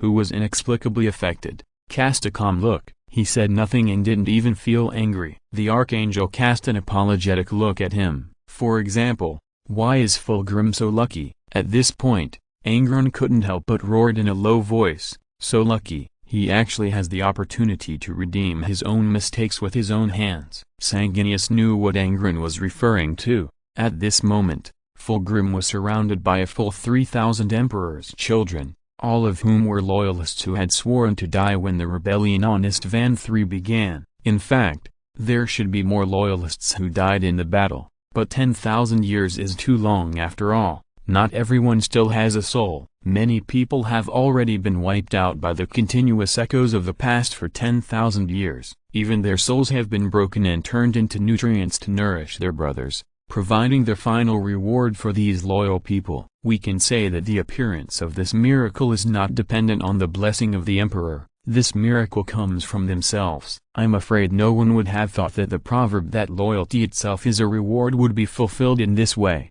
Don't make it sound like you have done something wrong, my brother. Sanguinius lowered his eyes. You are from another universe. But I still made mistakes. Angren's tone was still gloomy. Givador, my first sergeant, the first sergeant here, he should have contributed the first strength to the reconstruction of the World Devourer. But due to my command error, I let him act alone, and he died. Subsequent investigation showed that he died in the attack of Itzinch demon. Givador and the bastard died together, but this is not right. Even the lives of 1,000 Itzinch demons cannot be equal to his precious life. Sanguinius agreed with this statement, but how can war be bloodless? Death is commonplace, and sacrifice is the cornerstone of the empire. Blood is gushing all the time, and the dark galaxy is like a sharp knife that is inflicting terrible torture on all mankind. However, a beam of light has appeared. Their future is no longer dark. After 10,000 years of decline, mankind finally has a future worth fighting for. Stop talking, Angren. Givaldorn has returned to the Emperor's throne. He may be watching you now. I think he doesn't want to see his Gene father immersed in sorrow. Sanguinius raised his hand and gently touched Angren's shoulder. What is gone, but we will meet again in the end. Angren nodded without comment, without saying a word. His eyes were still staring in the direction of Fulgrim. There, the smiling phoenix was shedding tears uncontrollably. He was surrounded by a group of scarred Astartes. On this dead planet whose exact location was unknown to many people, a miracle was happening. Soon, it would be known to the entire galaxy. The Emperor's son has returned. Chapter 698. The Manifestation of Anger. Saltarvitz's hands trembled as he read the information in front of him. He was a role model in the Legion. He had reached the pinnacle of combat skills, and after all he had experienced, after his resurrection from the dead, he thought he would never lose his composure again. He miscalculated. Everything that had happened since Istvan III was laid out before him by the array, in black and white, clear and unvarnished. Nathaniel Garo's message, the rebellion, the Legion's fall, the split, the war, and then, there were the 5 words that he couldn't look away from. The defense of Terra. Even with his superhuman brain, Saltarvitz spent a precious hour digesting this shocking news. In his worst-case scenario, Saul had never thought that Terra would be surrounded and even on the verge of destruction. This was worse than what they had suffered at the time. After taking a few deep breaths and calming himself down, he continued to read. As a result, the title of the next chapter almost made him fall off his chair. The Emperor above. Saltarvitz stared at the top-secret information, taking in every line of words. The collapse of the Webway project, the Emperor's near death, the sacrifice of Prime Minister Malkador. He could not bear to read any more. Tarvitz stood up. He did not know yet that he was called a hero who honored his legion, but even if he knew, He probably would not care much about his image at this moment. In the public's cognition, the Astartes are the Emperor's angels of death. They are emotionless supermen who specialize in killing. In a sense, this is true. However, the Astartes are not without emotions. They just suppress them in their hearts, and the suppressed emotions will burst out one day. The backlash of emotions will be so intense that it is even enough to make people like Saul Tarvitz cry. He was crying for the Imperium and humanity, full of sorrow. But at this moment, a person pushed open his door and walked in. The footsteps were light, but the sense of presence was so strong that it was incomprehensible. Thor turned his head. His expression immediately turned into embarrassment. His Gene father, Fulgrim of Chemos, who had a scar on his face, was looking at him with a smile. "How do you feel, Thor?" Without asking why Thor was crying, Fulgrim just asked in a gentle tone. "Not bad, Primarch." "Is that all?" Fulgrim's expression looked a little disappointed. "I thought you were crying tears of joy." "Wait, you didn't see the back, huh?" Thor Tarvitz looked at him blankly. I don't understand." "My father, back?" Fulgrim sighed and waved to him. Come here." The Phoenix led his offspring to the table, picked up the documents on the table and quickly flipped through them. Soon he picked up a document titled The Second Siege of Terra and handed it to Thor Tarvitz. "Take a good look, Thor, and you will know the whole story." After saying that, Phoenix raised his hand and touched the narrow scar on his cheek, and smiled. "Including how I came back, it's all in it." "Oh, right." As if he remembered something, he raised his hand, pulled out a power sword from the void, and handed it to Thor Tarvitz. "Your sword, Thor." Tarvitz stared at the power sword lying quietly in the hands of his Gene father. Fulgrim's voice was quickly fading away from him, becoming ethereal, but heavy as 1,000 pounds. "I hope you know that I am proud of you." A man in a black robe was walking on a chaotic planet with a dark face. He was in a bad mood, and this didn't even need to be said, just looking at it could tell. And this planet was already hopeless. The pollution of demons was everywhere, and the followers of Slaanesh built strange buildings here with the flesh and blood of innocent people. If you look closely, you can even find a high sense of beauty and art. These things are undoubtedly masterpieces of art. If you think so, then you are probably not far from depravity. Needless to say, the man in black robes, who else could it be but he Shenyan? Not everyone's aesthetic taste is so monotonous that they only wear black robes for 10 years, but there are many reasons why he is in a bad mood, not just because the pollution of Slaanesh is irreversible, but also because of the White Tower Council Forum. The mage stopped. A civilian who was not yet dead was kneeling on the ground and breathing hard. He did not notice the arrival of the mage, even though he was standing in front of him. The back of this civilian was hollowed out, and blasphemous words were carved on the pale spine. His face was pale to a strange color, and his eyes had gradually become ambiguous pink and purple. Shenyan lowered his head,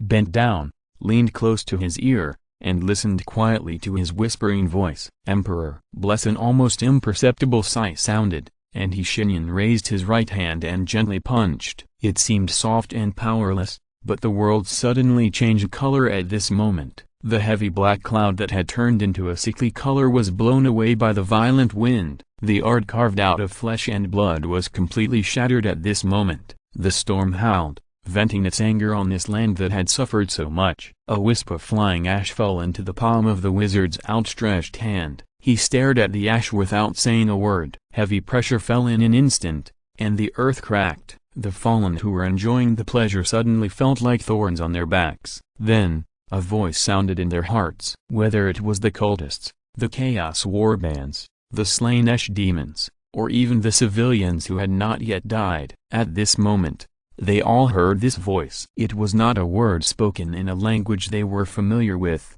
but the heavy wool contained in it did not need any translation or explanation. As long as the creatures with intelligence heard it, they would know it. The demons changed color, and many of them even threw away the corpses that had not been completely desecrated in their hands, intending to escape back to the warp, but it was too late. Golden flames fell from the sky, turning the ground into boiling magma. The extreme hatred made the demons scream. Their chaotic nature could not resist this psychic energy, and they could only die gradually in pain and fear. The cultists and the Chaos Warband soon followed in their footsteps, and their pain did not decrease at all. The human nature that remained in their bodies could make them endure longer torture and pain. Shenyan floated in the vacuum, staring at the planet that was gradually igniting into gold, without saying a word, until it completely became an artificial golden sun. He did not forget the promise he had made. The hunt began. Chapter 699 An Expedition.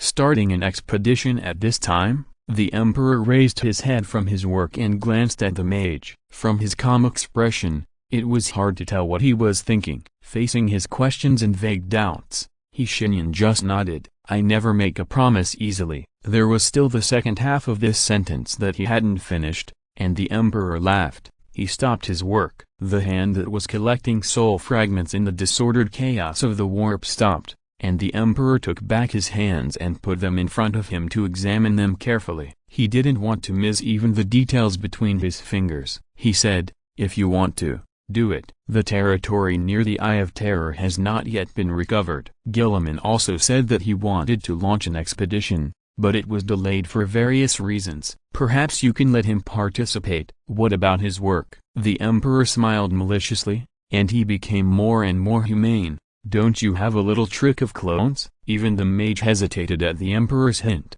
It's not good to do this, right? Then it's not within my consideration. Throwing out the difficult choice question lightly, the Emperor's expression returned to his calm appearance, but the smile in his eyes could not be hidden. Shenyan had no choice but to shake his head helplessly. Just as he was about to leave, the Emperor suddenly called him. They will not sit and wait for death, the Emperor said. The Lord of Mankind raised his head and looked up at the starry sky in the warp where there was no order and rationality. The power of chaos formed a beautiful curtain of colorful light above their heads. The Emperor's expression was not one of admiration, but of deep hatred. You made a mistake, my friend. Shenyan tore open the space, turned and left, and at that moment his voice penetrated the curtain and reached the ears of the evil gods. I will not give up. Guilliman was rarely absent-minded when dealing with government affairs. With his personality, this kind of thing rarely happens. It can even be said that it is almost never. Robert Guilliman is a very serious person, not just because of his personality, but also because of his family education. When he deals with government affairs, his seriousness will rise to a higher level. However, since he is a human, he will naturally be uneasy at times, such as at this moment. A picture kept appearing in front of his eyes. Just last night, the evil, self-righteous Eveline actually broke into his lounge without permission, and none of the guards standing outside noticed it. No, Guilliman even suspected that they did it on purpose. At this moment, he hated that he didn't have psychic power and couldn't read the minds of these little bastards. Eveline's night break-in into his lounge was not for such a dirty thing. In fact, she had something very important to tell Guilliman, but he was still annoyed by the thoughts expressed by his offspring. How could you not stop her? ! Those are just rumors. Rumors. Could it be that I would really marry an Eldar woman? ! Thinking of this, Guilliman sighed. He threw down the pen in his hand, and at this time he actually looked at the pen with displeasure. The array technology has developed to this point. Why is our bureaucratic system still using paper and pen to convey important information? No, it must be reformed. I will issue an order tomorrow. Starting from Terra, all officials who have direct contact with me and need to connect with government affairs must be equipped with an array extension. Guilliman suddenly stopped thinking, because he sadly discovered that he still had to use paper and pen to issue this order. The Imperial Regent stood up from his seat expressionlessly, pushing away the simple chair that fit his body shape, and stood in front of the porthole with his hands behind his back. Staring at the Milky Way, Guilliman realized that he had not left the glory of Macragge for a long time. He was bound by government affairs. After discovering this, he inevitably felt a little angry. Then, his door was knocked. Guilliman was not a person who would vent his anger on others. One of the characteristics of a politician is the ability to control his emotions. He instantly put on a calm expression and said, "Come in." The heavy study door was pushed open, but it was not pushed open by the guards standing guard at the door of his study. If it was them, Gilliman would hear their footsteps and the sound of their hand armor colliding with the iron door. But now, he only heard the slight sound of the door rubbing against the floor. Gilliman turned his head sharply, and his heart, which had been lifted high, was put down again. The regent's expression inevitably became distorted. "Your stealth skills are comparable to those of the Grand Master of the Assassin's Court." Shenyan, who had just scared Gilliman, showed a satisfied smile and waved his hand. "This is not stealth, it's just the use of a little magic." "Ah, Gilliman, how are you progressing in the way of magic?" "I haven't practiced magic recently," Gilliman answered honestly. "I'm busy with government affairs and can't spare the time." "Really?" Shenyan nodded thoughtfully. "Then how did you have time to talk with the Eldar messenger Eveline last night?" "This is slander."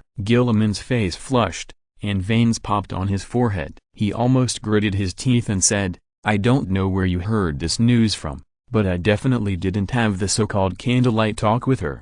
Shenyan made a long nasal sound and walked past Gilliman to his desk. He flipped through the government affairs written on the parchment rolls, and from time to time he would deliberately stop to look at the comments written by Gilliman on the side. "You don't believe me?" "Gilliman, Robert Gilliman, my new student." Shenyan raised his head with a smile. "You are a mature, natural politician, and politicians are excellent actors. When it doesn't involve your brother or Eveline, you don't show your emotions." His slow and powerful narration gradually made Gilliman's face turn pale. "You suppress your emotions deep in your heart and almost never show them. Even your closest offspring can hardly understand what you are thinking.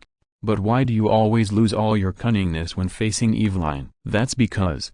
Gilliman, who was ruthlessly exposed, began to repeat two words over and over again, and Shenyan finally laughed. "Oh, don't be like this, Rob." He called Gilliman's nickname affectionately. "You have confirmed my completely unsolvable speculation." Just speculation? What else?" Shenyan blinked at him. "If it's not speculation, what is it? Can it be a fact, or do you want it to be a fact?" Okay, the joke time is over. It's time to talk about some serious business." Interrupting Gilliman's spell, Shenyan snapped his fingers and conjured an armchair for himself. Landing opposite Gilliman's desk, he walked over and sat down, sighing comfortably, then gestured for Gilliman to sit down as well. "Then, let's officially begin the conversation." Shenyan's fingers formed into a spire, bouncing back and forth and colliding with each other. As the voice fell, the heavy door of the study was automatically closed without wind. Gilliman instinctively realized that something big was about to happen. "How many Astartes can you mobilize?" "Gilliman, I mean the Ultramarines." His brain began to work rapidly, while Gilliman analyzed the hidden meaning behind this question, and gave a relatively cautious answer. "How many do you want?" Don't answer the question with a question. "How many do you have?" "I'm afraid I can't give a specific answer." Gilliman smiled reservedly. "I can only say that I have as many as you need." Shenyan glanced at him strangely, thinking that this kid wrote an Astartes Codex himself, but he was the most dishonest one. But he didn't delve into it, just skipped the topic. "I'll tell you how much is needed later." "So, the second question is, what do you think of the expedition?" Expedition? What kind of expedition?" "An expedition to recover lost territory and for revenge." Shenyan stopped dancing his fingers, and a golden flame appeared on his fingertips, gradually expanding until it became a tiny sun. He flicked his finger and sent it to the ceiling of Gilliman's study. The tiny psychic sun began to slowly rotate on it. Gilliman stared at it, without saying a word, waiting for the next sentence from the mage. "To kill them all, that's all." The human mage said so. Civilians, soldiers, Astartes merchants, painters or low-level miners, regardless of status or class, regardless of noble or humble bloodline. I don't even care if some of them know my name. He slowly stretched out his right hand. "To be honest, Gilliman, I don't care about this matter that much. Abad, the initiator of the Eye of Terror, has been killed by me. His body and soul have been destroyed, and his lackeys and minions, except for a few who survived, all had their souls torn apart by me. But this is not enough, because there are still many demons laughing wildly in the galaxy, because there are still many planets being ravaged by them, because there are still countless, helpless, unarmed people suffering from the torment of living hell. I can't turn a blind eye to this. I can't, Gilliman. So I will launch this expedition. I will kill all the traitors or demons I see along the way. We will start from Terra and crush all the way to the deepest part of the Eye of Terror. I don't care about confidentiality. I even plan to let the entire galaxy know about it. If there is anything that intends to stop us, let them come. Gilliman stared at the mage, saw him grinning and clenching his right hand. At that moment, the golden sun on the ceiling went out. Shadows fell, forming jagged shadows on the mage's face, and his white teeth seemed to reveal the coldness of death. Because they will all die, Shenyan said, smiling. Gilliman stood up, and he only asked one question. When do we start? Faced with this question, Shenyan put away his villainous attitude, stood up from the chair, coughed, and patted Gilliman on the shoulder as if nothing had happened. Gilliman looked at him blankly, and even began to suspect that he was hallucinating. What happened? Where did the person I just saw go? Shenyan coughed again, opened the portal and walked in. After Tsinch's death, he was able to ignore the restrictions of the portal in the past, and now he could also perform some interstellar teleportation. At the last second before leaving, he said something to Gilliman. I admire your initiative, Gilliman, but considering that your lover is eavesdropping outside the door, I decided to wait until you solve this matter before I come to you to discuss the details. Well, I wish you good luck. Gilliman turned his head suddenly, and the excessive emotions at this moment actually triggered the psychic power hidden in his body that he had always hated. His eyes were full of blue light, and the heavy door of the study was opened by psychic power in an instant. Eveline, wearing an elegant black dress, stood behind the door. She was not embarrassed at all to be discovered eavesdropping on the conversation. Facing Gilliman's unfriendly eyes, she even smiled. Robert Gilliman took a deep breath and realized that he could not escape anymore. Some things are destined to happen, and he can't stop them. It's better to control their direction instead of stopping them. I can't believe it. Angren sat on a chair with a wooden expression. You actually went to Frank first, not me. Do you have to show such an expression? Shenyan spread his hands with a smile. He opened several portals without stopping and came to the spaceship. Fulgrim and his group who returned from Mistvan 3 were on it. However, the mage never expected that Angren would react like this. Why not? Angren slammed the table, deliberately making a loud noise, but still controlled the strength to prevent the table from being broken into 2 pieces. He said loudly, I am the strongest. I can't accept that your first choice for the mission is not me. Whether you are the strongest or not is still debatable, Angren. Shenyan sighed melancholy, and suddenly felt like he was coaxing a child. And this child, he is 3 meters tall, can dismantle a Terminator with a few waves of his hands, and at the same time, he is one of the most distinguished people in this empire. Forget it. Let's get down to business. Rolling his eyes, the mage realized that he couldn't follow Angren's rhythm and got straight to the point, completely skipping the part of reminiscing about the past. What business? Do you finally realize how sharp my axe is? Angren suddenly became excited. Come on, kill as many as you want, kill as many as you want. I can't wait. Before I came to the detention center, the person who introduced me to this job told me that I only need to work 4 hours a day, which is quite free. I only need to sit and watch the surveillance, and I don't have to interact with the prisoners. Well, the actual situation is completely the opposite. I am almost dead tired, and the salary is only 3,300.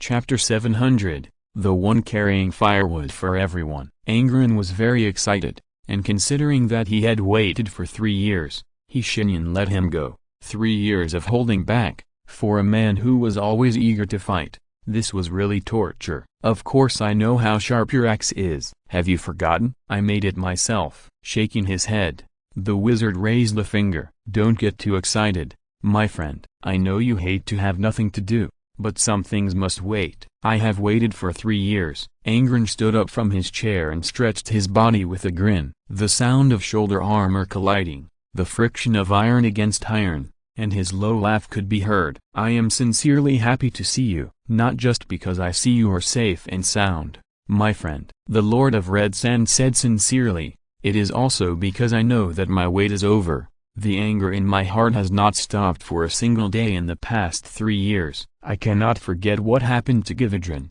and those filthy things must pay for it. He became more and more excited as he spoke, and the outward manifestation of his emotions even caused a crimson mist to surge behind him, like a bloody tide. Obviously, he has realized his true nature and has been able to influence the real universe with it. The wizard set his eyes on the armor he made for him, staring at the blood wrapped around it, and smiled abruptly. No, perhaps he should also add some of his own credit. But, is this good or bad? He did not have an answer for the time being, but he believed in Angren's will. He was just such a person, firm and unwavering. If he hadn't been implanted with that damn nail, Gividron died as a hero, wearing Corporal Priad's power armor when he died. From this point of view, this is a kind of inheritance between heroes. Shenyan said, "May their souls rest in peace beside the golden throne." Well, it's time to get down to business. I don't have much time. Not much time? You're leaving again? No, it's just that I have a lot of plans. Shenyan played the riddler skillfully. Some things I can say, and some things are absolute secrets. Angren sat down again, shaking his head in dissatisfaction. There are no absolute secrets in the world. You and I both know this. He, who had acted like a berserker before, now looked like a philosopher. Secrets are secrets because someone keeps them. That's why all secrets will cease to be secrets sooner or later, unless the person who keeps the secret is killed and his body is buried in the long river of time. Angren raised one hand to support his cheek, turned his head away boredly, and looked at the silent Milky Way outside the porthole. He looked a little melancholy. Shenyan snapped his fingers and conjured himself a cup of milk tea. He took a sip, and the sweetness and slight bitterness spread between his lips and teeth. He sighed with satisfaction and spoke. "I want to start an expedition," the mage said calmly, "aiming for revenge and regaining lost territory, starting from Holy Terra. The destination is the depths of the Eye of Terror. To put it more bluntly, I want to fight back to Cadia, and intend to crush all enemies I meet in the process." Angren, who was very excited about the battle just now, calmed down at this time. The Lord of Red Sand frowned. "Then, you need an extremely large fleet. You also need the support of many people. Of course, we can ignore the political game for the time being." He frowned slowly while thinking.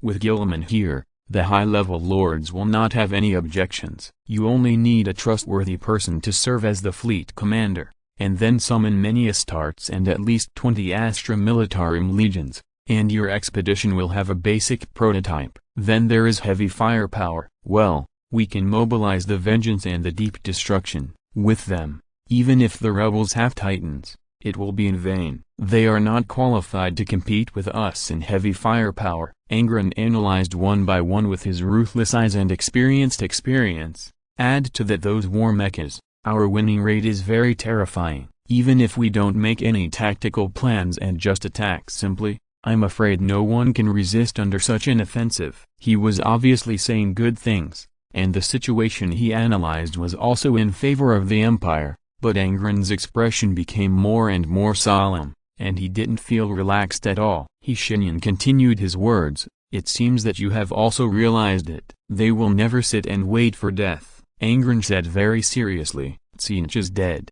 but there are 3 more like him." After speaking, he shook his head slowly. "On paper, the Empire's military force is completely in a crushing situation, but will things really develop as we expect? Of course not. If this is really the case, the war will have no meaning. All we need to do is send 2 people who are proficient in tactics to sit at the table and compete to see whose tactics are more sophisticated.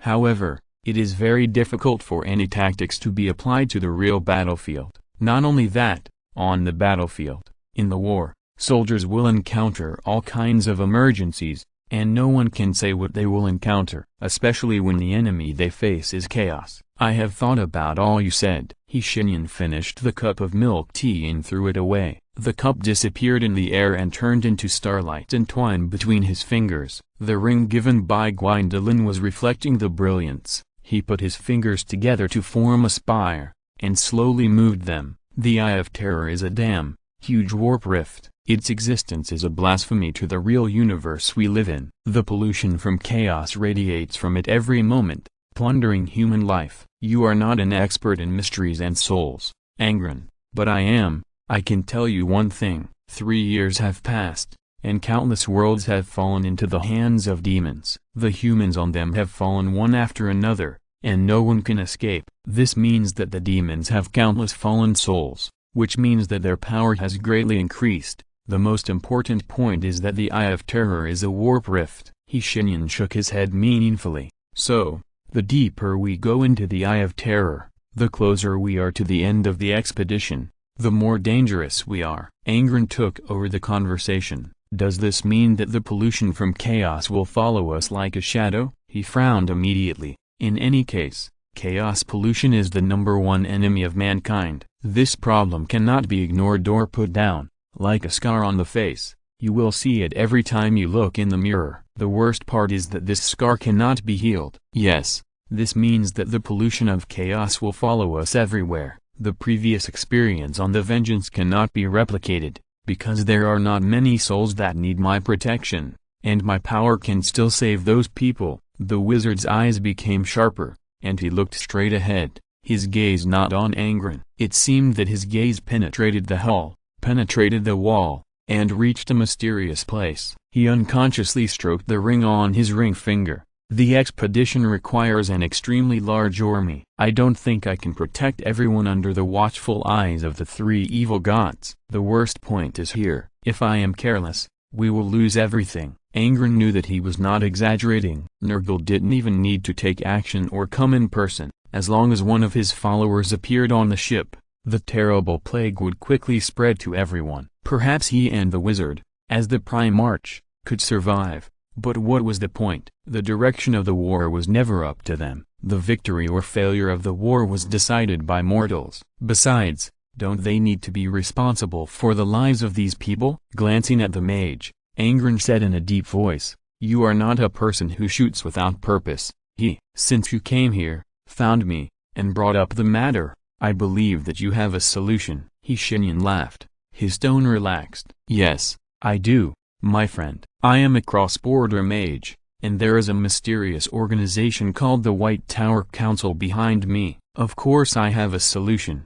However, it may be unacceptable to quite a few people." Angren frowned. "What is your solution?" Shenyan slowly uttered 4 words. "Let me become a god." The pupils of the Lord of Red Sand shrank sharply. Sitting opposite him, the mage's expression was still relaxed, and his tone was the same. He was even smiling. The Emperor has stepped down from his position. He still serves as a symbol in the warp to protect the souls of most humans and provide power to the Astronomicon, but he is no longer a god. This means that people can no longer get his response by praying alone as before. In other words, prayer can no longer keep their own souls pure from the claws of demons. "No," Angren said bluntly, staring at the mage closely. "You must have other ways to make you a god?" "No. This is impossible." "You know the dangers of becoming a god better than anyone, don't you?" Angren's eyes never left the mage's face. "You have always rejected the existence of a god, and you even pushed the Emperor off the throne with your own hands." At this point, he suddenly lost his words. A hidden clue was quickly connecting many different details, and all the things he had ignored in the past now appeared before his eyes. Angren gritted his teeth tightly, making a clattering sound, and his eyes were filled with red anger. "At that time, you said that you used the Astronomicon to modify the subconscious of many people, so that they no longer believed in the Emperor. This was a lie, right?" "Yes," Shenyan admitted frankly. "He also asked this question, and I said, I don't have that much ability." "You are much more capable than that." Angren could no longer suppress his anger. He widened his eyes and looked horrified. "You replaced him with yourself, right?" "Yes." Shenyan nodded calmly. "You are crazy." Angren almost roared. "You will die. No, even worse than that, you will become a puppet without a self, and another person will be born in your body and eat up everything you have. Stop." Angren's tone suddenly changed to pleading. "Stop all this. You must have a way." Faced with his sincere words, the mage just closed his eyes. The past was flashing before his eyes quickly, one after another. Many people have said this to him before. Their voices are different, but the words are basically the same. "You must have a way." Yes, most of the time, I have a solution for everything, but not all the time. Closing his eyes, he shook his head. Angron gritted his teeth and punched the wall, and the array immediately began to alarm. His power even made the room tremble for a moment. Stop! Angron's voice trembled. You can't do this. No one has the right to ask you to sacrifice for us. Indeed, no one has asked this. Shenyan opened his eyes. But I am an incurable lunatic, remember. Angron, I have always been like this. He smiled, and his body turned into a bubble and disappeared. After a few seconds, heavy footsteps sounded in the corridor. Sanguinius pushed open the door and rushed in anxiously, followed by Frank and Fulgrim in full armor. What happened? Faced with their questions, Angron just shook his head. He suddenly looked tired, as if he had lost all his strength. Sanguinius was most familiar with him and asked immediately, "What's wrong, brother? What happened? Did you have an argument?" "No, not an argument." Angron closed his eyes and shook his head. He said nothing after that, including what Shenyan insisted on doing, the warp. With his hands behind his back, the Emperor was rarely without work. He stood in front of a cloud of mist, waiting for someone to come. With a flash of blue light, Shenyan appeared behind him. "You're here." With his back to him, the Lord of Mankind said so. "I was wondering how long you were going to keep this a secret." "You know everything?" "It was just some vague guesses at first. I didn't expect you to do this." The Eurasian barbarian turned around, his expression indifferent and his eyes sad. "How could it be so easy to reverse my deification? But you really don't have to go this far. The colony plan, the things you left behind, now seem to have other meanings. Even including the fact that you taught Gilliman magic. Don't show that weak look, my friend." The wizard smiled sarcastically. "You helped me, you gave me your soul fragment. This fragment saved me from a difficult choice. Have you forgotten?" His voice was soft and his smile was sarcastic. Even at this point, he still refused to take off his mask. "Someone once put an innocent girl and a world in front of me and asked me to choose. I didn't want to choose, but I had to choose. It was you who made me not have to choose, and at that time, you didn't even ask for anything in return. This is different. It's the same. You and I know it." Shenyan's figure dissipated like the wind in front of the barbarian, and his ethereal voice like the wind. "A favor must be repaid,